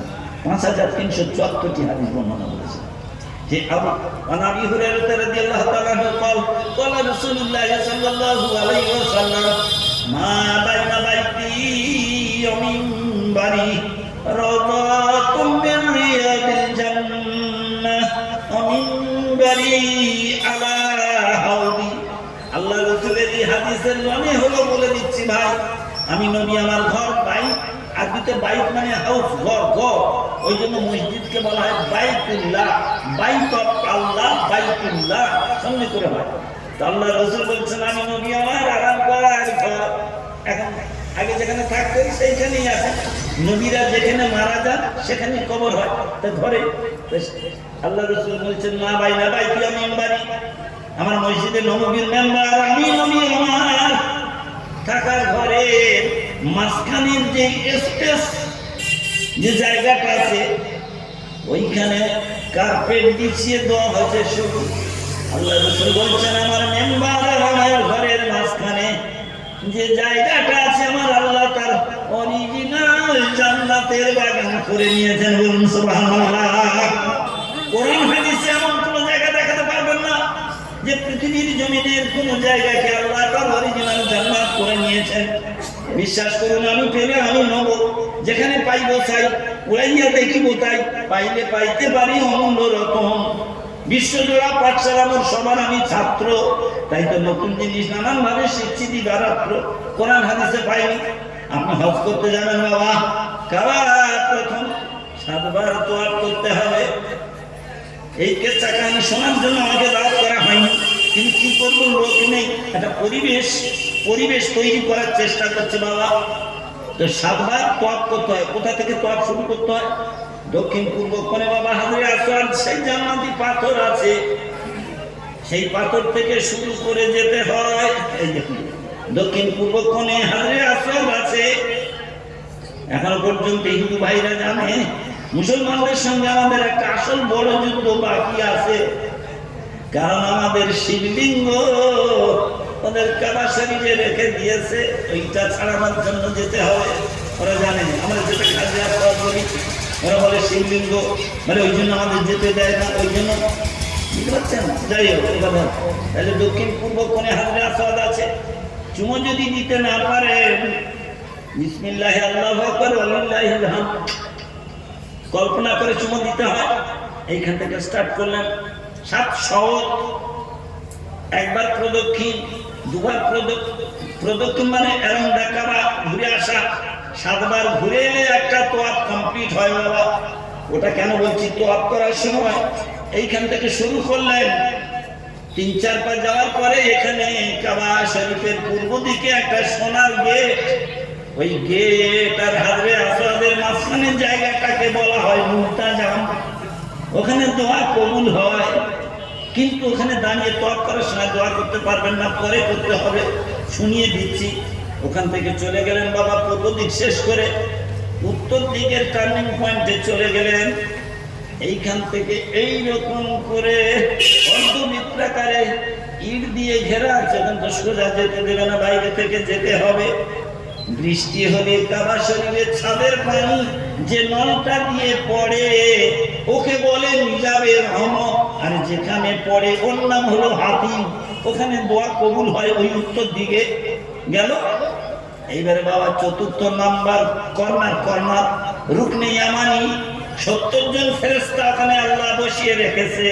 আমার বান্দারা এখানে এসে দোয়া পাল্টাবে, রব্বানা আতিনা ফিদ দুনিয়া হাসান, এখানে এসে দোয়া পাল্টাতে আমার বান্দারা দোয়া করবে। ও 70 জন ফেরেশতা, নূরের ফেরেশতা, নিষ্পাপ ফেরেশতা, তোমরা আমিন আমিন বলবে, আর আমি আমার বান্দাদের দোয়া কবুল করব। বলুন সুবহানাল্লাহ। এতটুকু বলে শুধু এটুকু বোঝাতে চাইলাম, কিন্তু সেই কাবার কোন দিকে জান্নাত আছে আমি কোনো হাদিস পাইনি। বুঝতে পারলেন? এবার 7 বার হয়ে গেল। আপনার ওয়াজিব উত্তর 2 রাকাত নামাজ পড়তে হবে বাবা। কোথায় পড়তে হবে? মাকামে ইব্রাহিম, হাজির মাকামে ইব্রাহিম। ঠিক কাবার দক্ষিণ পূর্ব কোণ আর এদিকে উত্তর কোণ, ঠিক এইরকম অ্যাঙ্গেল করে মুনতাজামের দিক থেকে তাকিয়ে দেখবেন এইখানে একটা মোটা কাঁচের আবৃত, তার ভিতরে একটা পাথর আছে। ওই পাথরের উপরে ইব্রাহিম আলাইহিস সালামের 2টো পায়ের ছাপ আছে। কাবা নির্মাণ করার সময় ইব্রাহিম আলাইহিস সালামকে পুত্র ইসমাইল বলছে, আব্বা সিঁড়ি নেই, উপরে যাবে কি করে, আমি বা মাছ জোগাড় করবো কি করে, কখনো অ্যাঙ্গেল ওয়াইজ কখনো স্ট্রেট ওয়াইজ যেতে হবে, নামতে হবে, সিঁড়ি কই। ইব্রাহিম আলাইহিস সালাম বললেন, তোর কাজ তুই কর, আমার কাজ আমি করি, আল্লাহর কাজ আল্লাহ করবে, বলুন সুবহানাল্লাহ। যে পাথরের উপরে ইসমাইল আলাইহিস সালাম কাজ করতে করতে 2টো পায়ের ছাপ পড়ে গেছে, ওই পাথরটাকে বলে মাকামে ইব্রাহিম। আমার আল্লাহ কোরআনে বলছে, তাখিলু মিন মাকামে ইব্রাহিম মুসাল্লা। আমার ইব্রাহিম নবীর পায়ের ছাপ যুক্ত পদচিহ্নে সম্বলিত ওই পাথরকে তোমরা মুসাল্লা বানাও, ওখানে নামাজ পড়ো, বলুন সুবহানাল্লাহ। এটা আমরা নয়, আল্লাহ বলে দিচ্ছে। এটা বলে এইটুকু বোঝা তার সব দিকে নেই, কিন্তু জান্নাতের বাগানের খবর এখনো পাইনি। অথচ বাইতুল্লাহ তোয়াল না করলে আপনার হজই হবে না, বুঝলেন? কিন্তু এখানে জান্নাতের কোনো খবর নেই। জান্নাতের খবর কোথায় পেলাম? মসজিদে নববীর মধ্যে আমার আল্লাহ রাসূল যেখানে শুয়ে আছেন বাবা, ওটা বুখারী শরীফের হাদিস। কত সহিহ বুঝতে পারছেন? মুসলিম শরীফের হাদিস, বুখারী 888 নম্বর হাদিস, মুসলিম 1391 নম্বর হাদিস। আবার রাবী হলেন আবু হুরায়রা রাদিয়াল্লাহু তাআলা আনহু, নকল লিদায়। ওইখানে আল্লাহ রাসূল আবার শেষের কথাটা কি বললেন? ও জান্নাতের বাগান হলো, যে হাজী সাহেব গিয়ে ওই সবুজ কার্পেটের উপরে 2 রাকাত নামাজ পড়বে, আমার আল্লাহর তৈরি অরিজিনাল জান্নাতের বাগানে নামাজ পড়ে বাড়িতে ফিরবে, গুনাহ মাফ করে, বলুন সুবহানাল্লাহ। বুঝে এসছে বাবা? তো আমার বলার উদ্দেশ্য ওটা নয় বাবা। আল্লাহ রাসূল লাস্ট কথা, ওই হাদিসের শেষ কথাটা কি বলছে শুনুন। হ্যাঁ, আমি জানি না এলাকায় সীমানা লিমিটেশন কতদূর জানি না, দক্ষিণ উত্তর পূর্ব পশ্চিম, ভাই একটা দিনের জন্য অন্তত কিছু লোক আসতে পারেন না। এইভাবে এত সব আমরা পণ্ডিত হয়ে গেছি। একবার যদি জেনারেল শিক্ষায় শিক্ষিত হন তো আলহামদুলিল্লাহ আরো ভালো, যদি আরবি শিক্ষায় শিক্ষিত হন তাও তো আলহামদুলিল্লাহ আরো ভালো। যদি একবারে মূর্খ হন তাদের জন্য তার কোনো কিতাব পড়ে জ্ঞান অর্জন করার নেই। ওসব শুনবেন না, ওসব দেখবেন না, ওতে জ্ঞান পাবেন না। ও উদাহরণ দিচ্ছে আপনাদের। তো ভাই অনুরোধ করছি, 2টো জান্নাতের বাগান, এই সেই জান্নাতের বাগান। আচ্ছা, বিশ্বাস করুন চশমার মধ্য দিয়েও দেখা যাচ্ছে শূন্য, সামনে জায়গা শূন্য। বাহিরে আছেন কি কোন মহৎ ভাই? একটু এসে কি করবেন? পূর্ণ। সামনে জায়গা আছে ফাঁকা, পিছনের অথবা বাহিরের কোন কি গো শিক্ষিত ভাই আছেন? একটু এসে করবেন, দেবেন ঢাকা। শূন্য জায়গা একটু যদি করেন পূর্ণ, ফাঁকা জায়গা যদি একটু করেন ঢাকা, আল্লাহ রহমত বর্ষিত হবে। আমি বলিনি। এই জামানায় একটা সুন্নতের উপরে যদি আমল করেন, বিশ্বাস করুন শূন্যের গুরুত্ব মূল্য হয়তো আমরা অনেকেই বুঝি না। কিন্তু বাবা, আমি ওই ধরনের ভালো ভালো বক্তাদের তালিকায় আমার নাম নেই, আমি কালো বক্তাদের তালিকায়। কিন্তু বিশ্বাস করুন আপনার চলার পথে কাঁটা দূর হবে ভাই, যদি একটু মনোযোগ দিয়ে শোনেন। এই শূন্য জায়গা যদি করেন পূর্ণ, পেয়ে যাবেন আল্লাহর তরফ থেকে বস্তা বস্তা পূর্ণ। হাদিস থেকে প্রমাণ করবে, এটা মুখে তো বলবেন আপনার ভাষা জ্ঞান আছে, ছন্দ জ্ঞান আছে, মিলিয়ে দিচ্ছেন। ওইটা দিক। আমার কথা হলো শুনুন, শূন্যের কত দাম দেখুন, একটু খেয়াল করে ফিরে যান, ফিরে দেখা। 2016 সালের 8ই নভেম্বর যখন আমাদের কানে খবর এলো যে ভারতের প্রধানমন্ত্রী নরেন্দ্র মোদী 500 টাকার 1000 টাকার নোট বাতিল করেছে, একটু খেয়াল করে দেখুন। ও বিশ্বাস করুন, আমাদের মির্জাপুর এলাকায় সব tailoring source of only source of income, দর্জির কাজ, সব অবস্থাকার বলে ছুটি, যাও ছুটি। আর ছুটির পেট চলে কি করে? উত্তর 24 পরগনায় যত ব্রিক ফিট ছিল, আমিও খবর নিয়েছি, শ্রমিকদের সব ছুটি। ওদিকে যত ফিসারি ছিল সব লেবারদের ছুটি। তা যদি সবাইকে দেন ছুটি, এরা পাবে কোথায় রুটি? কি করে চলবে এদের? তো সর্ষে করে দেখছে সব মানুষ, অর্থনৈতিক কাঠামো ভেঙে পড়লো, বুঝলেন? বিশ্বাস করুন, যদি পৃথিবীতে শূন্য না থাকতো, 2016 সালের 8ই নভেম্বর একটা সিদ্ধান্তে পুরো ভারতবাসীর কাছে নেমে এলো। কি নেমে এলো? একবারে চোখে সর্ষে ফুল ধরল, একটা অর্থনৈতিক কাঠামো ভেঙে পড়লো। এর থেকেও মানুষ বিপদগ্রস্ত হতো। মধ্যাহ্নে মধ্য গগনে দেখতো অমাবস্যার অন্ধকার, যদি পৃথিবীর জমিনে শূন্য না থাকতো। একজন হলেও কি আমি বোঝাতে পারবো না, এমন লেখাপড়া শিখেছি। এই সিদ্ধান্তে মানুষ বিচলিত হয়েছে, বিপর্যস্ত হয়েছে, অর্থনৈতিক কাঠামো ভেঙে পড়েছে নরেন্দ্র মোদীর কথা শুনে, ফতোয়া শুনে। এর থেকেও মানুষ বিপদগ্রস্ত হতো যদি পৃথিবীর জমিনে শূন্য না থাকতো। আচ্ছা, শূন্যর ইংরেজি কি জানেন? জিরো। ZER। এই জিরো বিজ্ঞানের ভাষায়, অঙ্কের ভাষায় একেবারে অন্য নাম দেয়, সাইফার। আচ্ছা বলে দিই, সাইফার আরবি সিফরা শব্দের অপভ্রংশ। আর এই জিরো যেটা বলছি, এই জিরোকে ইউটিলাইজ করে, এই জিরোকে ইউটিলাইজ করে, আপনারা নিশ্চয়ই বুঝতে পারছেন, হাত ধরানো দেয়, একে ইউটিলাইজ করে ইউরোপের মানুষরা হিরো বনে গেল। জিরো যদি পৃথিবীতে না থাকতো, সর্ষে ফুল দেখতাম। আপনার মেয়ের বিয়ে, আপনার তার বন্ধুকে বলছেন আমার কোনো ভয় নেই, কেন? বলে 50,000 টাকা ফিক্সড ডিপোজিট আছে। আচ্ছা, যদি পৃথিবীতে শূন্য না থাকতো, আপনি কি করে 50,000 টাকা বোঝাতেন? বুঝে এসছে? আচ্ছা, হালকা তার চিঠি এসছে 5,000 টাকা বাকি আছে। আপনার এই খোকা, হালকা তার তমুক বাদ দিন, লম্বা দুশ্চিন্তার কোনো কারণ নেই, আমি আমার বন্ধুর কাছে 10,000 টাকা পাই। পৃথিবীতে যদি শূন্য না থাকতো, কে আপনার মুখে হাসি ফোটাতো? এটা তো নিশ্চয়ই বুঝতে অসুবিধা হবে না, লেখাপড়া না জানি না। তাহলে শূন্য কত মূল্যবান। সোনার মার্কেটে যে শূন্যকে, যে জিরোকে ইউটিলাইজ করে ইউরোপ হিরো বনে গেল, আজকে এই জিরো যারা আবিষ্কার করলো তারা জিরো রয়ে গেল। যে শূন্যের এত কত, যে শূন্য এত কিমতি, এত মূল্যবান, এত ভ্যালুয়েবল, সেই শূন্য যারা আবিষ্কার করলো তারা জিরো রয়ে গেল। আর শূন্যের ইউটিলাইজ করে ইউরোপ হিরো বনে গেল। তাহলে একবার কি শোনার দরকার হয় না? কত বড় পণ্ডিত হয়েছে যে ঘরে বসে শুনে নেব, একটু আসা যায় না? এই শূন্যকে আবিষ্কার করেছিল আমার বাচ্চা ছেলে, আবিষ্কার করেছিল এই শূন্য, যে জিরোর কথা বলছি, আবু আব্দুল্লাহ মুহাম্মদ ইবনে মুসা আল খারুনি। নাম না মনে রাখতে পারুন না কেন, 34 ইঞ্চি ছাতিটা 36 ইঞ্চি হয়ে যাবে। যে পৃথিবীর জমিনে এই জিরো আবিষ্কার করেছিল আমার বাচ্চা ছাড়া। যদি কোনো শিক্ষিত ছেলে থাকে, তাকে অন্তত একটুকু বলি, বাবা শূন্য শুধু নয় রে। আজকের বীজগণিত বলে একটা বই আছে, যাকে অ্যালজেব্রা বলা হয়। আমার বাচ্চা তাদের নামকে ভাঙিয়ে অ্যালজেব্রা করা হয়েছে, হিসাব আল জাবর আল মুকাবিলা। ওদিকে নাইবা গেলেন যে হুজুরের সব কঠিন কঠিন কথা আমরা বুঝতে পারছি না, কিন্তু এতটুকু তো বুঝতে পারছেন যে জিরো এত মূল্যবান, সেই জিরোর আবিষ্কার আমার বাচ্চা তারা করেছিল। ওই জন্য আপনাদের কাছে অনুরোধ করলাম, চশমার মধ্য দিয়ে দেখতে পাচ্ছি সামনে জায়গা আছে শূন্য, বাহির থেকে ভিতর থেকে মোহন ভাইরা যদি এসে করেন পূর্ণ, ইনশাল্লাহ পেয়ে যাবেন আল্লাহর কাছে বস্তা বস্তা গাজন নয়, বস্তা বস্তা পূর্ণ। পূর্ণ মানে সওয়াব, সওয়াব মানে নেকি, নেকি মানে বাচ্চু, বুঝতে পেরেছেন? আচ্ছা, এবার হাদিসের পরিভাষায় শুনুন। এই যুক্তির কথা বাদ দেন, বিজ্ঞানের কথা, হাদিসের পরিভাষায়। আনাবি হুরায়রা রাদিয়াল্লাহু তাআলা আনহু ক্বালা রাসূলুল্লাহ সাল্লাল্লাহু আলাইহি ওয়াসাল্লাম মান তামাসসাকা বিসুন্নতি ইনদা ফাসাদি উম্মতি ফালাহু আল-মিয়াতি শাহীদ।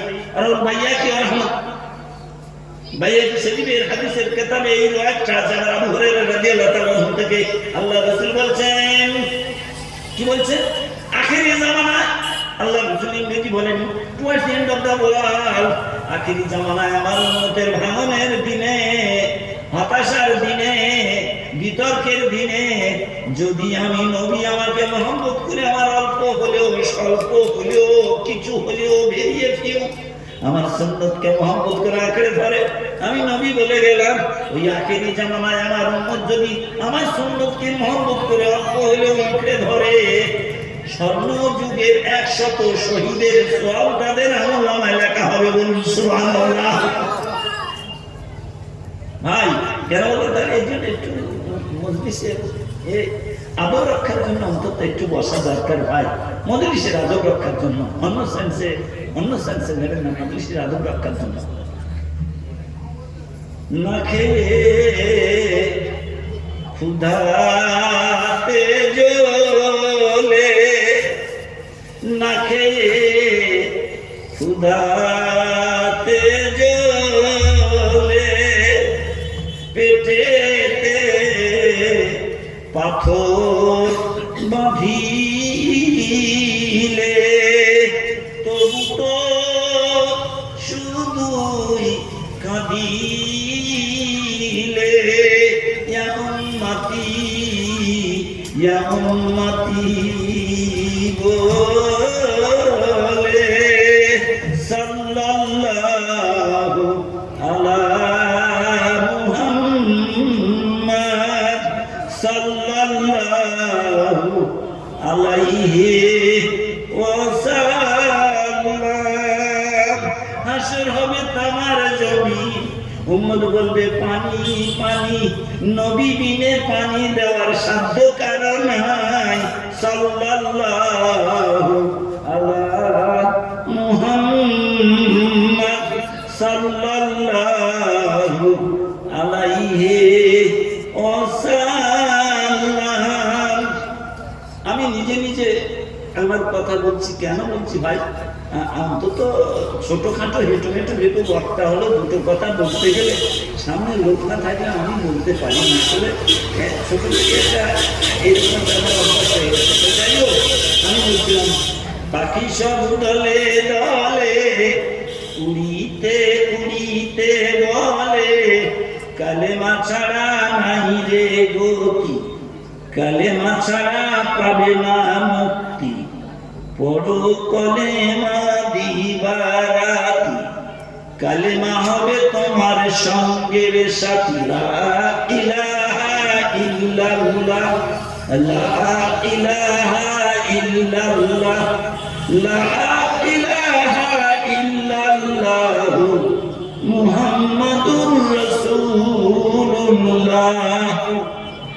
লা মাবুদা ইল্লাল্লাহ, লা ইলাহা ইল্লাল্লাহ, লা মাকসুদা ইল্লাল্লাহ, লা ইলাহা ইল্লাল্লাহ, লা মাওজুদা ইল্লাল্লাহ, লা ইলাহা ইল্লাল্লাহ, লা জাহেরা ইল্লাল্লাহ, লা ইলাহা ইল্লাল্লাহ, লা বাতিনা ইল্লাল্লাহ, লা ইলাহা ইল্লাল্লাহ, লা ফাইলা ইল্লাল্লাহ, লা ইলাহা ইল্লাল্লাহ, লা ইলাহা ইল্লাল্লাহ, মুহাম্মাদুর রাসূলুল্লাহ।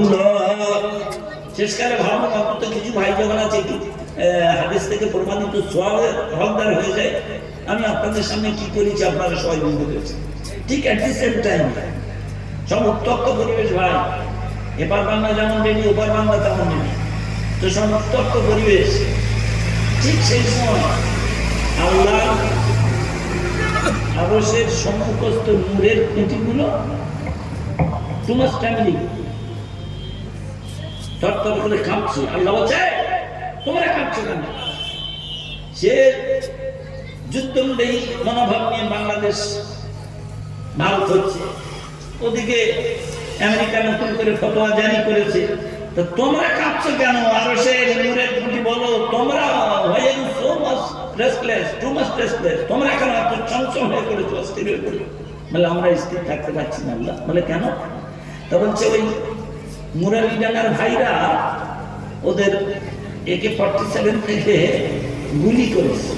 বলে কিসের গুলি করেছে? বলে কালেমার গুলি করেছে। বলে আমরা কালেমার গুলি করছি, আমাদের মেরুদণ্ড সব ভেঙে গেছে, সোজা হতে পারছি না, সোজা হয়ে দাঁড়াতে হবে, আরো ভেঙে পড়বে। আল্লাহ সোজা হতে পারি, একটা শর্ত মেনে নিতে হবে।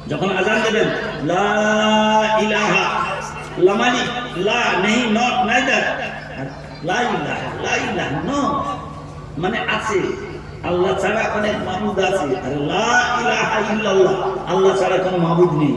সেই জন্য এদিকে একটু খেয়াল রাখবেন। তো ভাই ওরা বলে লা ইলাহা হরতি পাপম, হরতি মানে হরণ করে, পাপম মানে পাপ। সংস্কৃতের শেষের দিকে বললেন সব মনুষ্যার আর মো আসে, আর আমাদের নুন রজু নুন শামসিয়া তুম জামা নুন কোন আসে না আরবি। তো ওদের যেমন ধরুন কথা কথা বলছি যস্য নাস্তি স্বয়ং প্রজ্ঞা শাস্ত্রম তস্য করতি কিং লোচনাভ্যাং বিহীনস্য দর্পণ কিং করিষ্যতি। দেখছেন মনুষ্যার মো আসছে ওদের সংস্কৃতি। তো ওদের বলে এই বল জীবনে একবার বল, সারা জীবন বলে মোল্লা মোল্লা গল্প বাড়াচ্ছে একদম। আর এখন মরণের সময় হচ্ছে একবার অন্তত মোল্লারা যেটা পড়ে ওইটা পড়ে মনের ভাষার উপায় নেই বলা ভাষা। লা ইলাহা হরতি পাম, লা ইলাহা বলে তোমার পাপ ক্ষয় হবে, ইল্লা ইলাহা পরম পদম, ইল্লাল্লাহ বললে তোমার মর্যাদা বেড়ে যাবে। আর ইল্লা ইলাহা পরম পদম জন্ম বৈকুণ্ঠ পর অপিনতিত জ্যোতি নাম মোহাম্মদম। মৃত্যুর পরে যদি স্বর্গে যেতে চাও অর্থাৎ জান্নাতে যেতে চাও তাহলে জীবনে মোহাম্মদের নাম জপ করে সারা জীবন তো বলে এলেন, তার বিরুদ্ধে আচরণ করে এলেন। মানে আপনাদের দোয়াই বলছি বুড়ি মুড়ির মতো ওই যখনকার ঘটনা তখন আপনারা নিশ্চয়ই শুনেছেন। কি শুনেছেন? 2022 সালে 26শে মে বিজেপি নেত্রী নুপুর শর্মা এবং শিল্পপতি সদস্য বুঝলেন এরা কি বলেছে টেলিভিশন বিতর্কে? বলেছে একাধিক আর কিশোরী বিয়ে করার জন্য মোহাম্মদ ইসলামকে কাঠগড়ায় দাঁড় করিয়ে বলেছেন ইম্পোস্টার অ্যান্ড প্রফিগেট। ইংরেজি কথা, ওই ইংল্যান্ডে পড়াশোনা করে তো একটু ইংরেজি বেশি জানে, আমি বাংলাটা বলে দিচ্ছি কষ্টকর বাংলা। তো নবীন জিন্দাল আর নুপুর শর্মা টেলিভিশন বিতর্কে বলেছে প্রফেট মোহাম্মদ ইনি হলেন ইম্পোস্টার অ্যান্ড প্রফিগেট। আমাদের আল্লাহ দেখুন কোরআন শরীফের সূরা আল ইমরানের 102 এবং 3 নম্বর আয়াত, ইয়া আইয়ুহাল্লাযীনা আমানু তাকুল্লাহা হাক্কা তুকাতিহি ওয়া লা তামুতুন্না ইল্লা ওয়া আনতুম মুসলিমুন ওয়া তাসিমু বিহাবিল্লাহি জামিআন ওয়া লা তাফাররাকু। ও মুসলমানরা আল্লাহকে ভয় করার মতো ভয় করো। তোমাদের রইল কি? তোমাদের নবীকে তারা বলছে, এবার বাংলাটা বলে দিচ্ছি বাবা, যে মানুষের চোখ থেকে মা মেয়ে কন্যা ভাইজি ভাগ্নি কেউ রেহাই পায় না। সেই নবীর উম্মত তোমরা পাগল মুসলমান শোনো। তোমাদের নবী ছিলেন কপট নজবিল্লাহ, তোমাদের নবী ছিলেন প্রফিগেট, যৌন ক্ষুধা চরিতার্থ করার জন্য কোন বিবেকের পরিচয় দিতেন না। আমার আল্লাহ কি বলছে? আমার আল্লাহ বলছে তোমরা আল্লাহকে ভয় করার মতো ভয় করো। তোমাদের মাথা মনিকে এত বড় কথা বললো, কিন্তু কিভাবে প্রতিবাদ করবে, কিভাবে সংঘবদ্ধ হবে হলে তবে ওরা যথাযথ শাস্তি পাবে। ভারতবর্ষের মুসলমান আমরা বড় বড় সমস্ত এমএলএ এমপিরা চুপ করে রইল, আমার নবীকে চরিত্রহীন বলল, কপট বলল। এবং এত কিছু বলার পরেও আমরা যেহেতু বিজেপির নেত্রী আর বিজেপির নেতা নবীন জিন্দাল এবং তো ভাই ওমানের গ্রান্ড মুফতি আহমদ বিন হামাদ খালিলি ওখান থেকে বলে দিল বয়কট ইন্ডিয়া। ইন্ডিয়ার যত গুডস এবং কমোডিটিজ আছে আমরা সব বয়কট করলাম, আর কিনবো না। দেখছেন কিভাবে প্রতিবাদ করছে। ভারতবর্ষের নবীন জিন্দাল আর নুপুর শর্মা নবীকে সমালোচনা করলেন, বিজেপির নেত্রী বিজেপির নেতা আর ওমানের গ্রান্ড মুফতি মসজিদের মুফতি Ahmad bin Hamad Al Khalili বলল বয়কট ইন্ডিয়া। ইন্ডিয়ার যত মাল দেশে পাঠিয়েছিল বেচাকেনার জন্য সব বয়কট করলাম, আমরা নেব না, পয়সা দেবো না। আমাদের নবীকে ছোট করেছে। একজন শুরু করেছিল দেখা দেখি চাষ লাগালাগি বাস, সঙ্গে সঙ্গে বিশ্বের 18টা মুসলিম দেশ সোচ্চার কণ্ঠে প্রতিবাদ করেছে। সঙ্গে সঙ্গে মুসলিম বিশ্বের অন্যতম কণ্ঠস্বর OIC, organization of Islamic cooperation, এ কথাগুলো তো ইংরেজি বলতেই হয় ভাই, এটা তো সংগঠনের নাম, ওই জন্য আমি ভেঙে বলে দিচ্ছি। ওরা বলছে OIC আর আমি বলে দিচ্ছি OIC। এর ফুল ফর্ম কি? অর্গানাইজেশন অফ ইসলামিক কোঅপারেশনের 57টা দেশ উজ্জ্বল কণ্ঠে প্রতিবাদ করেছে। তখন মুনাফিকের বাচ্চা সৌদি আরবের মোহাম্মদ বিন সালমান তখন থাকতে না পেরে স্টপ ক্রাইম এগেইনস্ট প্রফেট, খেলার নাম বাবাজি, ও তো ওদের মা বোন ফুফু চাচি সব তো ইহুদি। এইবারে যখন বিশ্বের মুসলিম দেশগুলো প্রতিবাদ করছে তখন সৌদি আরবও বলছে স্টপ ক্রাইম এগেইনস্ট প্রফেট, খেলার নাম বাবাজি। তখন নরেন্দ্র মোদী ওই নুপুর শর্মা আর নবীন জিন্দালকে অ্যারেস্ট করে জেলে পাঠালো। কি গো, আমার আল্লাহ বললেন আল্লাহকে ভয় করো, প্রকৃত ভয় যে ভয় করলে তোমার নবীকে ইজ্জত নষ্ট করলে সঙ্গে সঙ্গে তুমি তার বিরুদ্ধে প্রতিবাদ করবে সোচ্চার কণ্ঠে। তোমার মাকে কেউ যদি বেইজ্জতি করে সঙ্গে সঙ্গে প্রতিবাদ করবে, তোমার আব্বাকে যদি বেইজ্জতি করে সঙ্গে সঙ্গে প্রতিবাদ, এমন ভয় করা করো। আর আল্লাহ ওখানে বলে দিয়েছেন ওয়াতাসিমু বিহামদিল্লাহি জামিআ ওয়া লা তাফারাকু, hold fast all of you to the cable of Allah, don't separate each other. কিভাবে প্রতিবাদ করে তখন তোমরা ভুলে যাও, মজাবের দিকে তাকালে হবে না। যখন তোমার জাতি ওই শক্তি দ্বারা আক্রান্ত হচ্ছে তখন বলো না যে ও ফুরফুরাবি, ও শিয়াম সুন্নি, ও লামজাবি, ও ওহাবি, রফাইয়ানা, ও হানাফি, ও শাফি, ও মালিকি, ও হাম্বলি। আমার আল্লাহ বলছে যখন 4 মাযহাবের মানুষ নামাজ পড়ছো তুমি তোমার মাযহাবের উপরে চলো, যে মালিকি মাযহাবে করছে ওই মাযহাবে পড়বে। কিন্তু খবরদার যখন তোমাদের কেউ বাইরে থেকে এসে আক্রমণ করবে তোমার সাথী মাযহাবের ভাইকে, ও হানাফি তুমি দাঁড়িয়ে থেকো না, তোমার হানাফি ভাইকে কেউ যখন আক্রমণ করবে ও মালিকি তুমি দাঁড়িয়ে থেকো না। আমার আল্লাহ বলছে ওয়াতাসিমু বিহামদিল্লাহি জামিআ ওয়া লা তাফারাকু, তো মজা নিয়ে টানাটানি করলে হবে না, তাহলে শত্রুদের কাছে তোমরা ছিন্ন ভিন্ন বিভক্ত ছোট হয়ে যাবে। যেই প্রতিবাদ করলো অমনি নবীন জিন্দালকে বন্দী করলো, আজ পর্যন্ত সে কথার মুখে শোনা যায়নি। সোনার মানি, আমার বলার কথা হলো এটা আমাদের করা উচিত।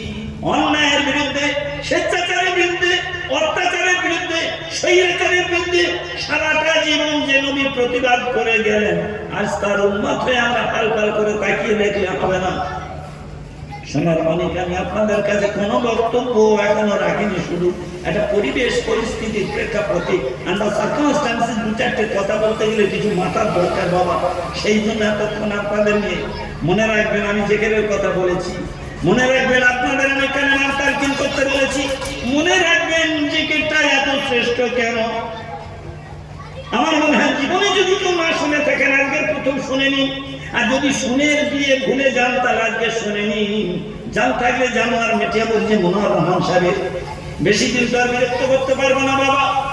আমার ওখানে যারা নামাজ পড়তে আসে বা কিছু শিখতে আসে আমি বলি সাদা ঘরটা তালি দিয়ে নাও, ইলেকশনের প্রাককালে এই সুযোগটা ফসকে যাবে, ভোট পর্ব চলে গেলে।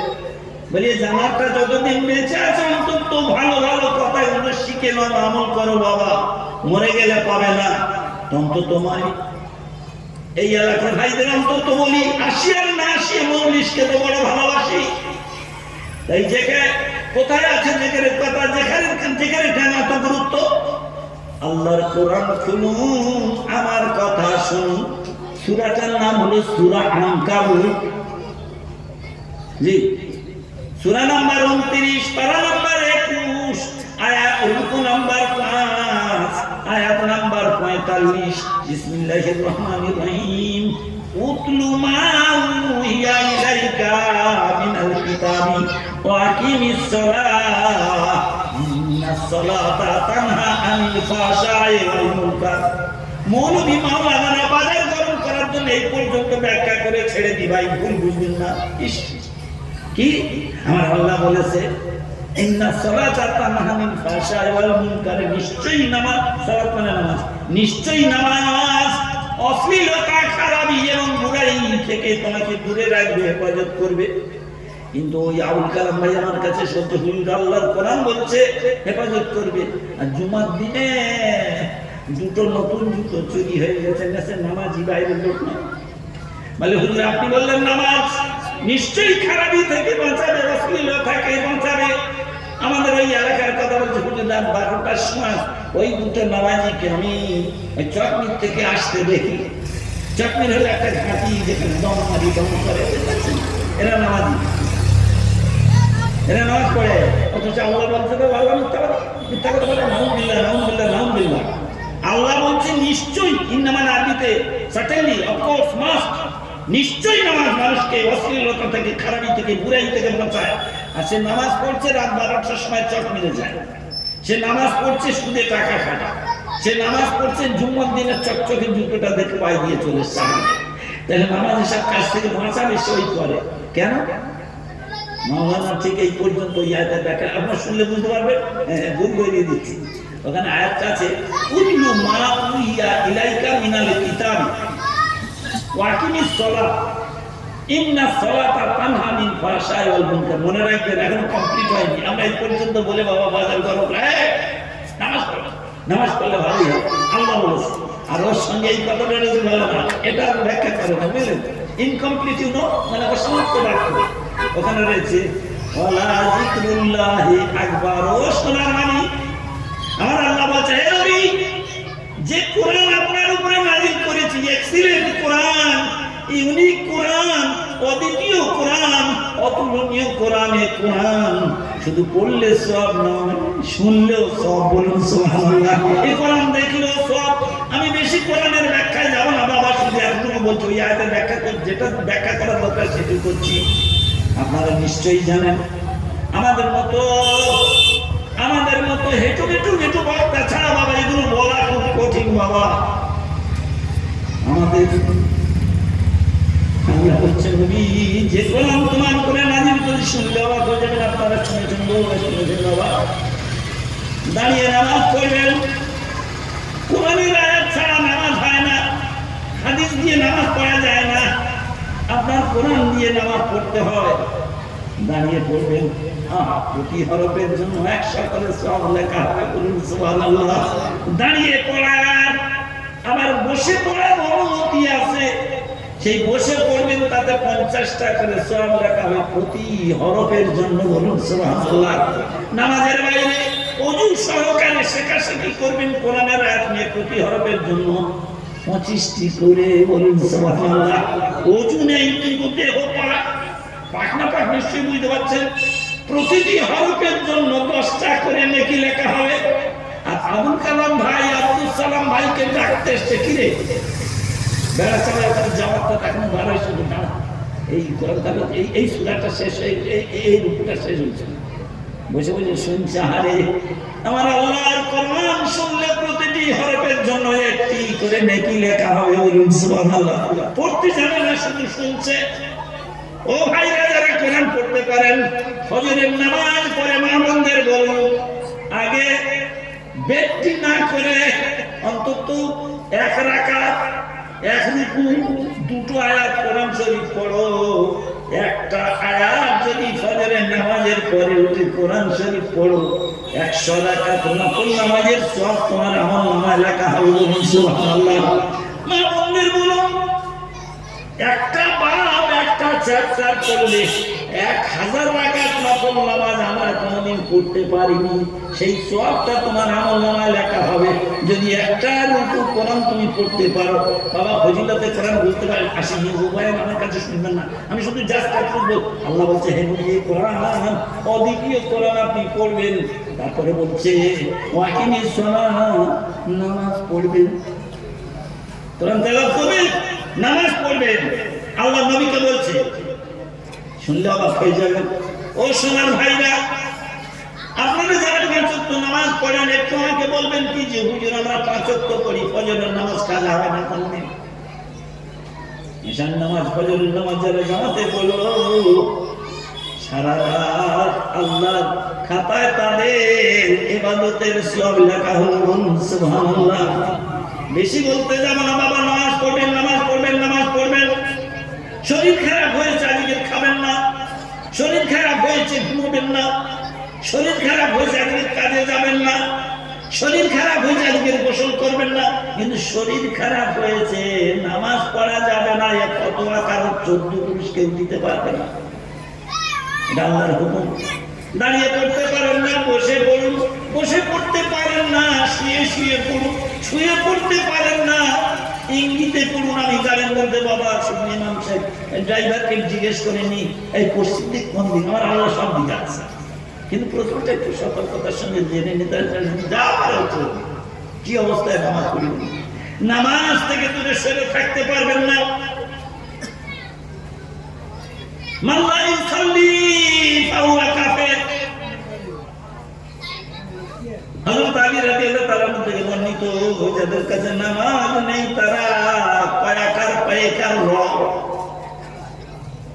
মাল্লা ইউসাল্লি আলা দীনা লাহু।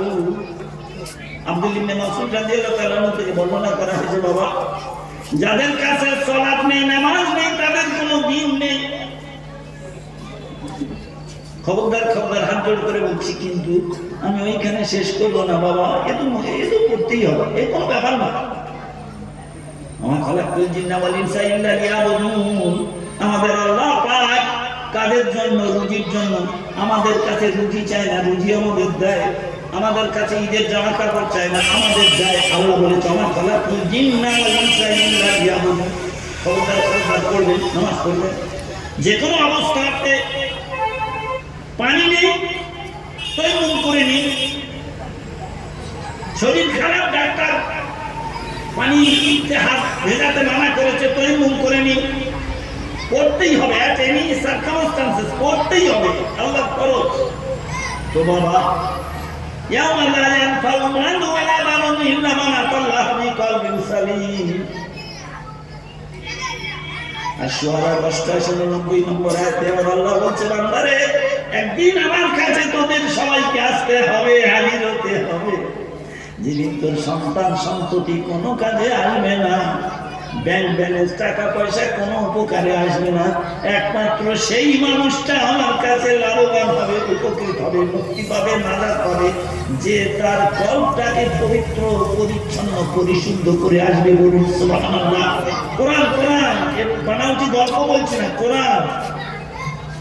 ও সোনার বাণী, এতটুকু আমি নামাজের বয়ান করতে চাইনি, কোরআনের ফজিলতের বয়ান করতে চাইনি, শুধু বলে দিলাম কোরআন পড়া ভালো, নামাজ পড়া ভালো, কিন্তু ভালোর ভালো কথাটা শুনে যান। যেহেতু আমি আপনাদের পড়িয়েছিলাম লা ইলাহা ইল্লাল্লাহ, লা ইলাহা ইল্লাল্লাহ, লা ইলাহা ইল্লাল্লাহ মুহাম্মাদুর রাসূলুল্লাহ।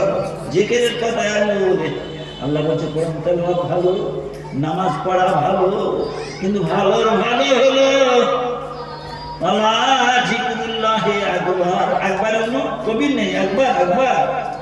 Great greater greatest good better best adjective 3টে ডিগ্রি আছে বাবা। যদি বলি এই ছেলেটা ভালো, তাহলে আমাকে বলতে হয় he is a good boy. আর যদি বলি আবুল কালামের চেয়ে ভালো, তাহলে বলতে হবে he is better than Abul Kalam. এটা কম্পারেটিভ ডিগ্রি।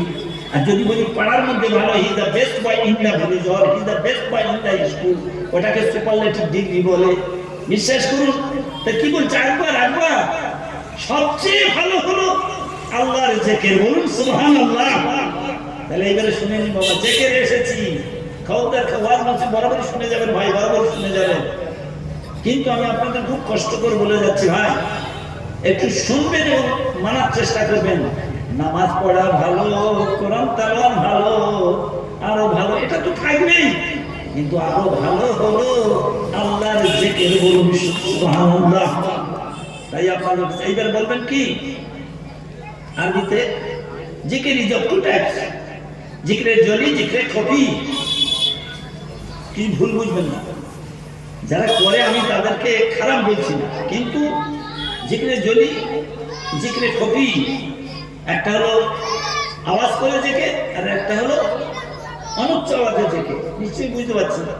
এবারে ধরুন বরাবরই যারা আওয়াজ করে জিকির করে এসছেন, আমার কথা শুনলে তার কষ্ট হবে, কিন্তু আমি ভুল বলবো কেন ভাই? ভালো ভালো কথা বলে বলছি, একটু শুনবেন না? একটু শুনে যেতে হয়। ভাই সব লা ইলাহা লা নেগেটিভ নেগেটিভ ইলাহা লা ইলাহা নেগেটিভ নেগেটিভ নেগেটিভ ইল্লাল্লাহ ইল্লাল্লাহ ইল্লাল্লাহ ইল্লাল্লাহ পজিটিভ। এই দেখুন, এই বাতিটা জ্বলার জন্য, মাইকটা চলার জন্য কটা তারের দরকার ভাই? যারা মাইকম্যান বা যারা ইলেকট্রিক কাজ করে তারা দুটো তার লাগে। কটা তার? ইয়েস, দুটো তার লাগে। আচ্ছা জানেন কি, একটা নেগেটিভ একটা পজিটিভ, একটা নেগেটিভ পজিটিভ। যদি বাংলা জিজ্ঞেস করি চোখ কপালে উঠে যাবে। আমরা ইংরেজি বলতে পারবো কিন্তু বাংলাটা বলতে পারবো না। কারণ অনেক উচ্চশিক্ষিত না হলে নেগেটিভ আর পজিটিভের বাংলা বলতে পারবো না। কি ওয়াশ করে নিচে যে ঢুকে বোঝা মুশকিল। ইংরেজি পারবে তার বাংলা পারবে না। হ্যাঁ বলুন, দুটো তার না হলে চলবে না, নেগেটিভ আর পজিটিভ। নেগেটিভের বাংলা কি বলুন? ঋণাত্মক। পজিটিভের বাংলা ধনাত্মক। এই আছেন কোনো বিয়ে পাস বেঙ্গল পাস ছেলেগুলো থাকলে তারা পারবে, সব লোক পারবে না। ইংরেজি পারবে কিন্তু বাংলাটা পারবে না, বুঝতে পারছেন? এমন খুব কঠিন বাংলা। তো দুটো তার লা ইলাহা নেগেটিভ তার, ইল্লাল্লাহ ইল্লাল্লাহ ইল্লাল্লাহ পজিটিভ তার, দুটো তার হলো। আচ্ছা দুটো তার না হলে কিন্তু জ্বলবে না, মাইকে জ্বলবে না, বাতিও জ্বলবে না। আচ্ছা এইবারে মাইকম্যান চা খেতে গেছে এক জায়গায়, আমি প্রমাণ করানোর জন্য ধরুন চা খেতে গেছে, আমি গিয়ে কানেকশনটা খুলে দিয়েছি, বুঝলেন? খুলে দিয়ে এখানে গেছি শিক্ষিত ছেলে, তাই তো দুটো তার না হলে হয়, মাইক চলে, বাইতে চলে। কি হলো এখন চলছে না কেন? ওরা ছুটে ছুটে গেছে মাইকম্যানের কাছে, মানে মিটিয়া বুঝির হুড়ি ওয়াজ করছে আর মাইকটা বন্ধ হয়ে গেল। বলে এই তো আমি ঠিক করে দিলাম। উনি এসে ওখানে সব জায়গায় মেরে চেপে দেখছে, ঠিক আছে তো তারটা, কিন্তু আমি সুইচ অফ করে দিচ্ছেন না। একটু টাইটানিক আন্ডারস্ট্যান্ড। বাবা বাতি জ্বলতে গেলে মাইক চলতে গেলে দুটো তারের দরকার, কিন্তু মনে রাখবেন কানেকশনটা ঠিক রাখতে হবে বাবা। দুটো তার হলেও বাতি জ্বলবে না যদি কানেকশনটা ঠিক না থাকে। লা ইলাহা নেগেটিভ তার, ইল্লাল্লাহ ইল্লাল্লাহ পজিটিভ তার, তবুও বাতি জ্বলবে না, কানেকশন দিতে হবে। সেই কানেকশনের নাম হলো মুহাম্মাদুর রাসূলুল্লাহ সাল্লাল্লাহু আলাইহি ওয়াসাল্লাম। নবী নবী কানে শুনি, আহারে যাও তো চোখে দেখলাম না, নবী নবী কানে শুনি, আহারে যাব তো চোখে দেখলাম না। কুরআন পড়ি হাদিস শুনি, তবু যেন আশা মেটে না। আর কত কাল সইব নবী এ বিচ্ছেদেরই জ্বালা, কবে মোদের সময় হবে ওগো মদিনা গিয়ে নবী দেখার পালা। আল্লাহুম্মা সাল্লি আলা সাইয়্যিদিনা মাওলানা মুহাম্মদ ওয়া আলা আলি সাইয়্যিদিনা।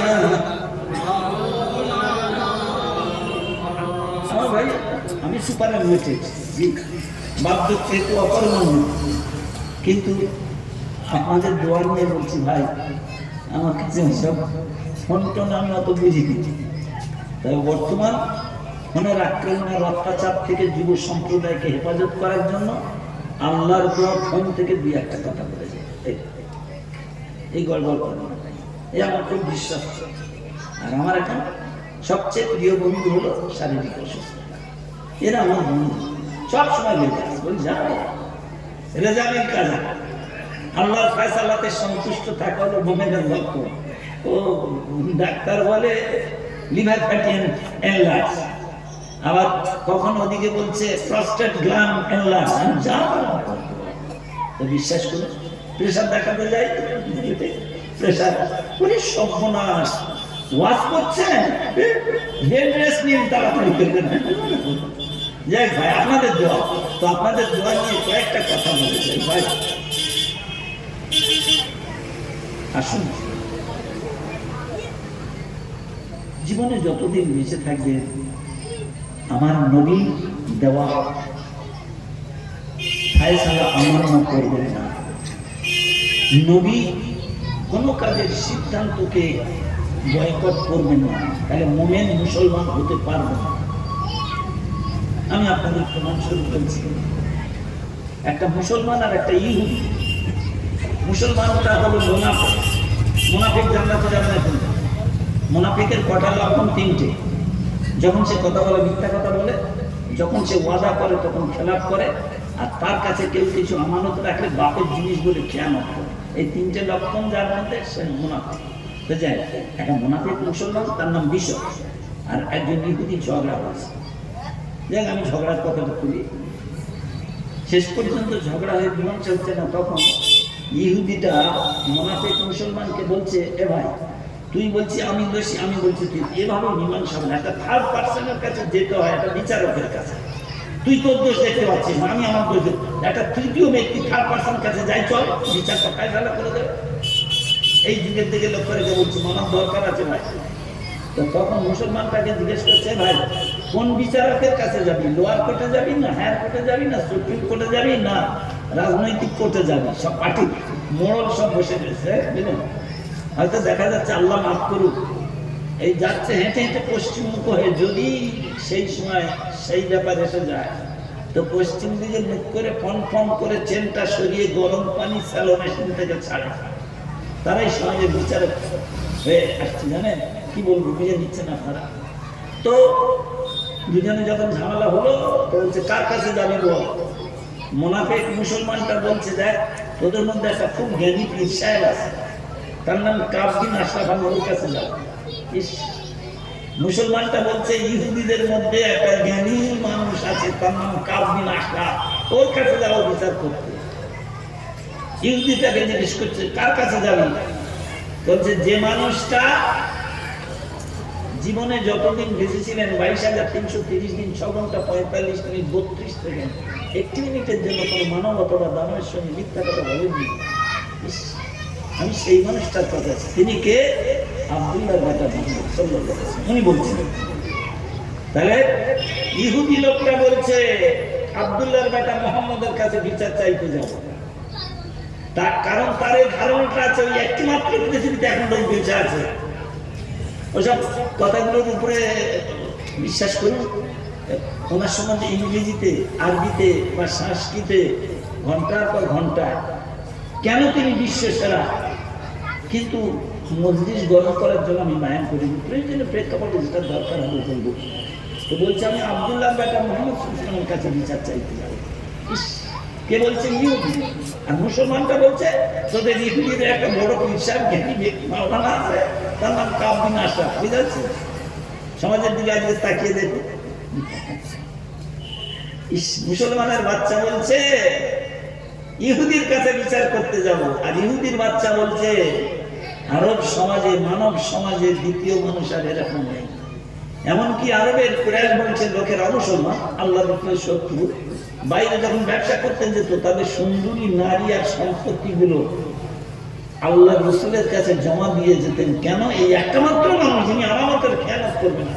আমি ফিরে এসে আমার যেমন জিনিস হেরে যাচ্ছে তেমন বাবারে। এই জন্য বেঈমানরা বলেছিল আলামিন আস-সাদিক, আলামিন আলামিন, চিরবিশ্বাসী, চির সত্যবাদী, চির শান্তি ও মুক্তির দূত প্রফেট মুহাম্মদ সাল্লাল্লাহু আলাইহি ওয়াসাল্লাম। বেঈমানেরা বলেছিল প্রথমে। তো তারা জানতো নবী ও রাসূল হিসেবে হয়তো তাকে মানেনি, কিন্তু as a man he is good and honest, মানুষ হিসাবে এরকম সব মানুষ ভালো মানুষ আর হয় না। একবার ফলো করে দেখুন, বিচার হচ্ছে সেই সময় অনেক তার বাহানার পরে আল্লাহ রসুলের কাছে গেল।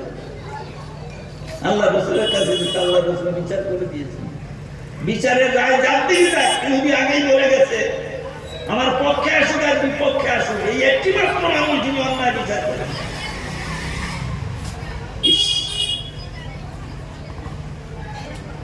ওই যে এখন তুমি ফাদিলু আল্লাহ খান আছে করবা কোরআন শরীফের সূরা নামে 152 নম্বর আয়াত। তোমরা বিচারে যখন বসবে সত্য কথা বলবে, ন্যায় বিচার করবে, যদিও বিচারাধীন ব্যক্তি তোমাদের ঘনিষ্ঠ আত্মীয় হয়। খবরদার, কারা আমাদের ভোট দিয়েছে কারা দেয়নি ও চিন্তা করে বিচারের রায় দিও না, এটার নাম ন্যায় বিচার নয়।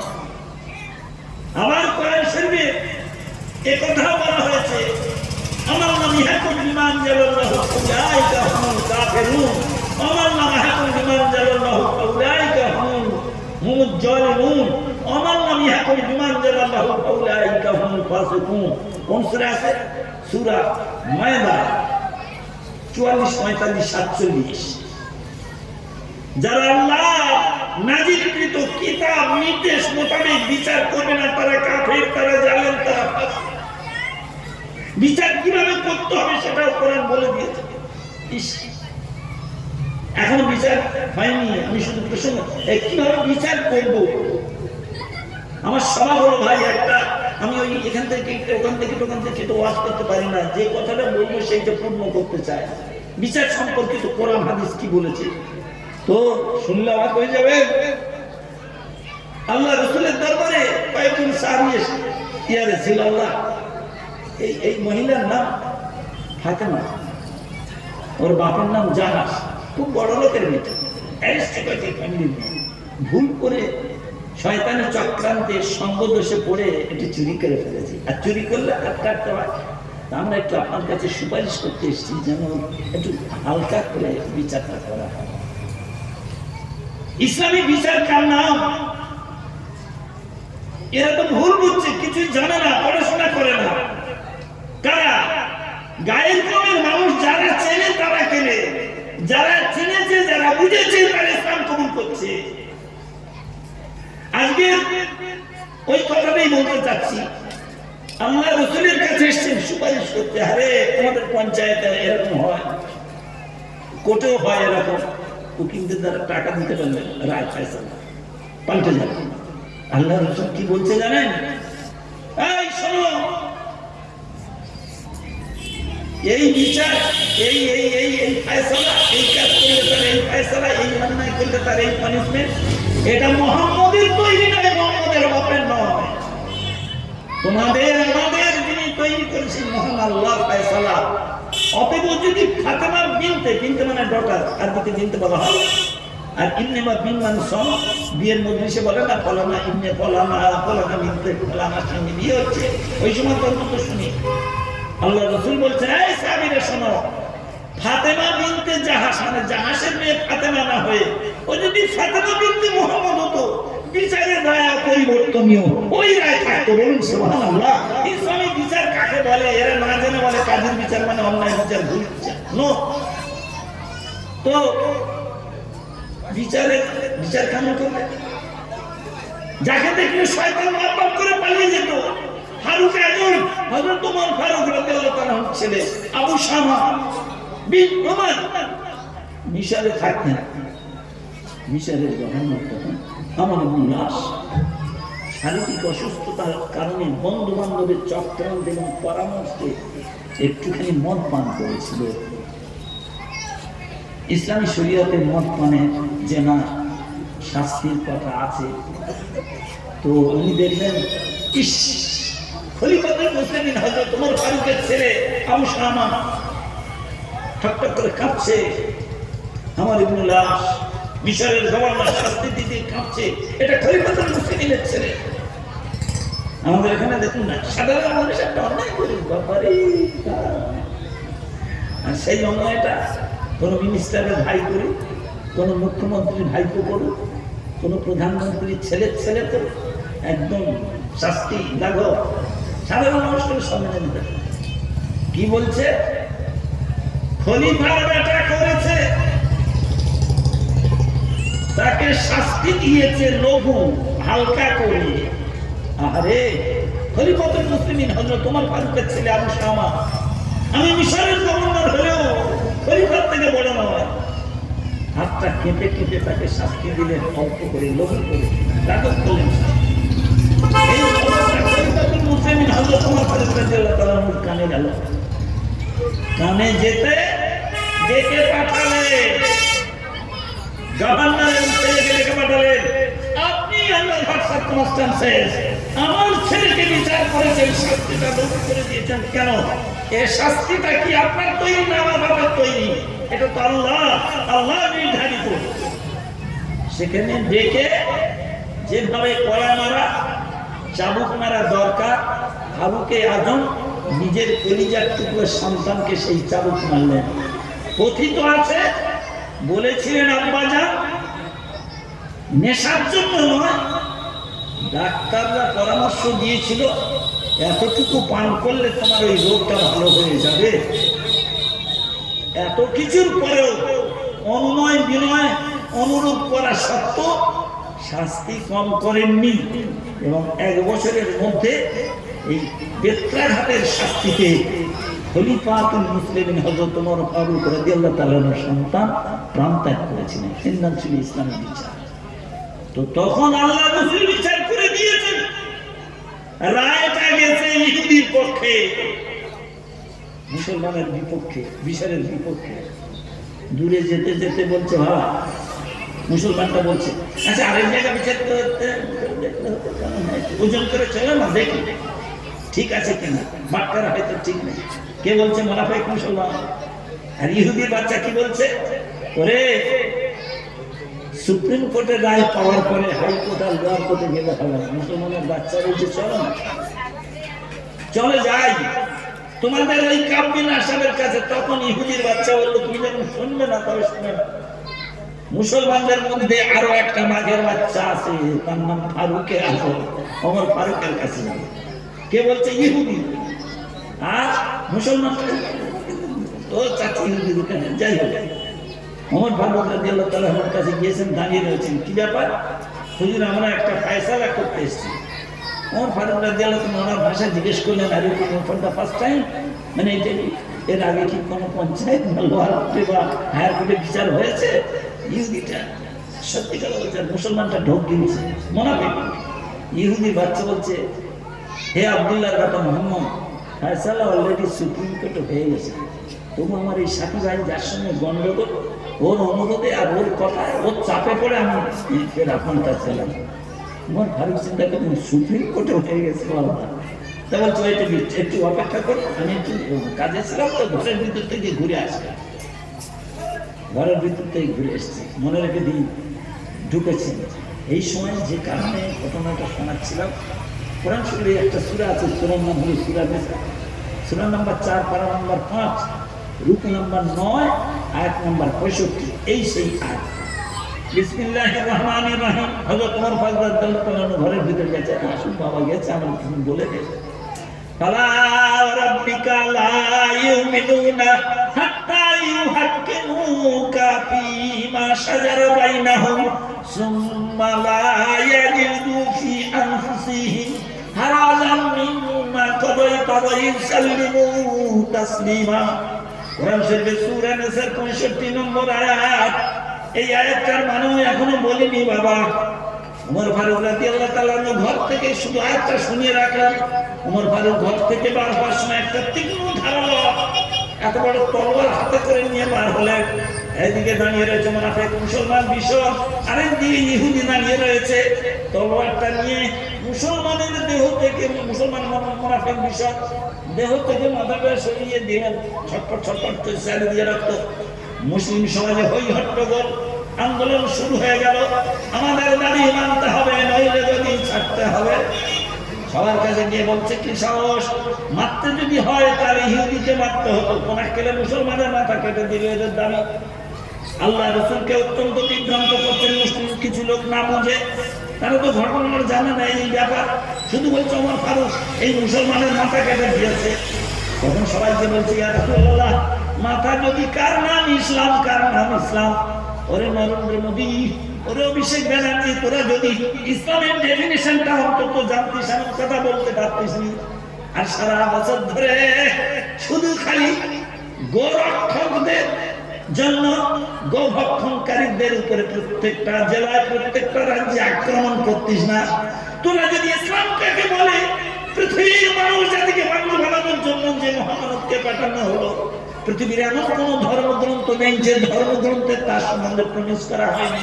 ঘন্টার পর ঘন্টা ধরে বলা যায়, তুমি শুধু এতটুকু বলি ভাই আমার, সেটা কি না কোরআন শরীফের ওই আয়াতের মানেটা এবারে বলবো। আর উমর ফারুক মাথাটা কেটে দিয়েছে হই হট্টগোল চঞ্চল মুসলিম সমাজে। সব লোক এসে বলছি ইয়া রাসূলুল্লাহ, আপনি যে ওকে ভালোবাসেন জানেন না, তার ছোট ম্যান ও কেমন লোক আপনি জানেন না। এই দেখুন আপনার উমরের কীর্তিকলাপ দেখুন, কুকীর্তি দেখুন, কি করতে কি করেছে, মারবিটা মার, ইহুদিকে মার না মুসলমানকে মেরেছে। আল্লাহ রাসূল একটু বিব্রত হলেন, আমাদের মতো মানুষ হিসেবে তো দেখতে ভাই একটু বিব্রত হলেন। বাবারে নাই বেশিরভাগ লোক সব বলছে উমর কি করেছে সর্বনাশ করে। আল্লাহ রাসূল একটু বিব্রত হলেন, তখন আল্লাহ রাসূল চিন্তা করে উমরকে ডেকে পাঠালেন, উমর তুমি কি করেছো, মুসলিম সমাজে ফাটল ধরে যাচ্ছে, সংগঠনের লোকেরা সব এসে এ করছে, আমাদের দাবি মানতে হবে, নইলে বলি চাপতে হবে করছে। তখন আল্লাহর তরফ থেকে এই কোরআনের আয়াত নাযিল হলো। আরে আমার নবী বিব্রত হয়ে পড়েছেন, কি করবো, যে উমরকে এত ভালোবাসে সেই উমর মার পিতা মা বাবা, কিন্তু আল্লাহ রাসূল তো কথা বলতেই পারেন না। ইসলামের দৃষ্টিতে ওসব নেই। কে হিন্দু কে মুসলমান, আজকে নাম দেখে পরীক্ষায় নাম্বার দেওয়া হয়, নাম দেখে রোগীর সিট খালি আছে কিনা হসপিটালে দেখা হয়, বড় বড় হসপিটালে, বুঝলেন। কিন্তু বিশ্বাস করুন ইসলামের ধারে বাড়ে নেই। তখন আল্লাহ বলে পাঠালেন, হে নবী, ফালা রাব্বিকা লা ইউমিনুনা হাত্তা ইউহাক্কিমুকা ফীমা শাজারা বাইনাহুম। ও নবী, তোমার প্রতিপালক আল্লাহর কসম যে আমি নিজে আল্লাহ বলছি, আল্লাহ ছাড়া অন্য কারো কসম করা যায় না, এটা শিরক, এটা শিরক। হে নবী, তোমার প্রতিপালকের কসম করে আমি আল্লাহ বলছি,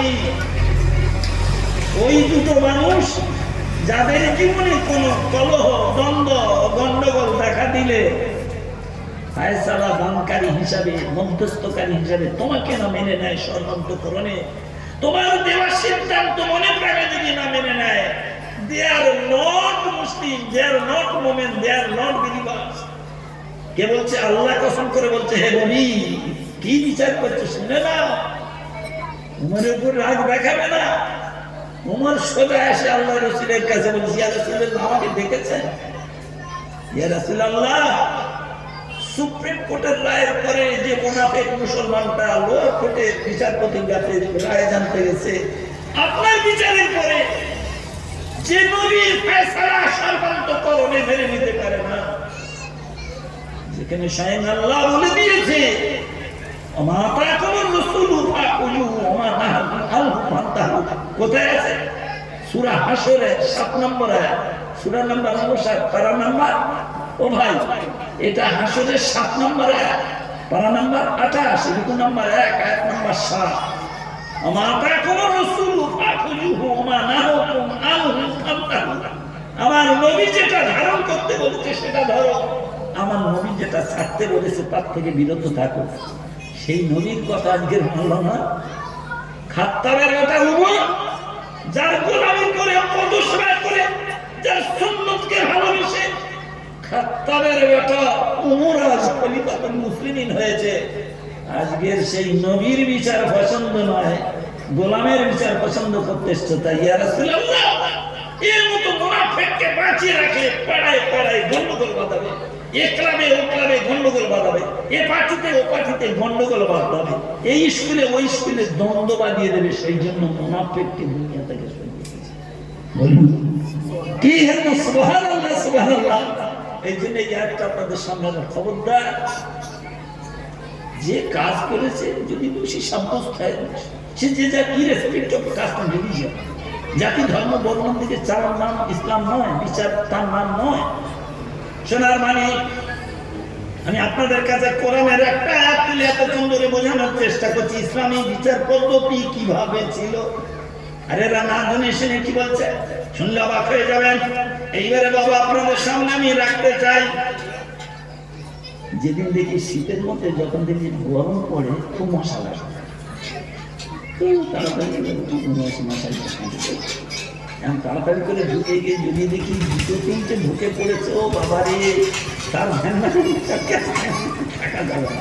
বাইরে অনেক মশা তো ভাগাভাগি করে খাচ্ছে, তো একটু সহ্য করা যায়, কিন্তু মশারি টাইমে ও ভাই সর্বনাশ করেছে। তা বৌমা কারণ চার পাঁচজন আমি সেই মস্কিটো কিলিং যে ব্যাট উঠেছে এখন ভাই সেই পটাশ পটাশ করে হয়ে যাবে। তো ভাই আপনাদের কাছে বলার কথা হলো, এইবার একটু শুনুন, বাহিরের মশা ভিতরের মশা দুটোই মশা, কিন্তু বাইরের মশা বাবা একটু এলিমেন্ট প্রবেশ করে যায়, তো কি হবে আরেকটা পাখি দেখে না, হ্যাঁ তার কাছে বসে। আর ভিতরের বাবা মশারি খাটি দিলে যদি দুটো একটা তাপ জ্বালায় শুনতে পারবেন না, তা শুনে দুটো মশা তাড়িয়ে দিই, দুটো মশা তাড়িয়ে দিই। আচ্ছা বাবা আল্লাহ, আগে বাইরেরটা তাড়াই বাবা, তারপর ভিতরের তাড়া, কারণ ভিতরটা তো সাংঘাতিক, বাইরেরটা তাড়াতে গেলে কিচ্ছু দরকার নেই, মশাই খাটি দিলে বাইরে মশা কিছু করতে হবে। বাবা আসুন, 1992 সালে সুপ্রিম কোর্টের প্রধান বিচারপতি ছিলেন, তার নাম ছিল হেদায়েতুল্লাহ। 19 সেপ্টেম্বর বম্বের মালাবার হিলের নির্বাণ ভবনে মারা গেলেন। ওনার স্ত্রীর নাম ছিল পুষ্পা চক্রবর্তী। কত বড় লোক শুনছেন কি, সুপ্রিম কোর্টের প্রধান বিচারপতি, যাতা নয় শিক্ষিত ভাই জিজ্ঞেস করে দেখবেন কত লেখাপড়া কত মাইনের জ্ঞান থাকবে।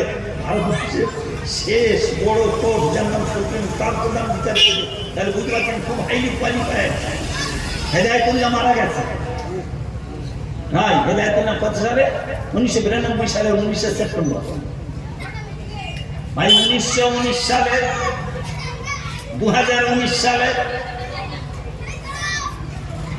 সাক্ষী মহারাজ তখন দাবি করছে, কেন হেদায়েতুল্লাহ মরে গেছে, হেদায়েতুল্লাহকে পড়ানো হয়েছে বাবা।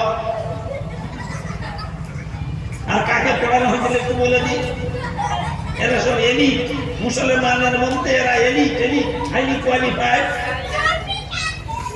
মির্জা হামিদুল্লাহ বেগ সংখ্যালঘু কমিশনের চেয়ারম্যান ছিলেন এবং সুপ্রিম কোর্টের প্রধান বিচারপতি ছিলেন, এনাকে পড়ানো হয়েছে। আর কাকে পড়ানো হয়েছে? ভারতের প্রাক্তন শিক্ষামন্ত্রী এবং বিচারপতি ছিলেন করিম চাগলা, আমি বলি করিম পাগলা, এনাকেও পড়ানো হয়েছে। এই সুযোগটা ওরা নিয়েছে। আর কাকে পড়ানো হয়েছে? সর্দার হাসমিকে পড়ানো হয়েছে। কি করতে হবে আপনাদের সাথে, কি করতে হবে? কি আসতে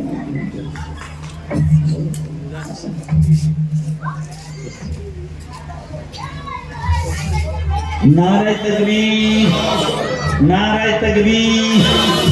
আওলাদে মুজাদ্দিদে জামান, আওলাদে মুজাদ্দিদে জামান, নারায়ে তাকবীর, নারায়ে তাকবীর। সিলসিলায়ে ফুরফুরা শরীফ, সিলসিলায়ে ফুরফুরা শরীফ। ভাই সব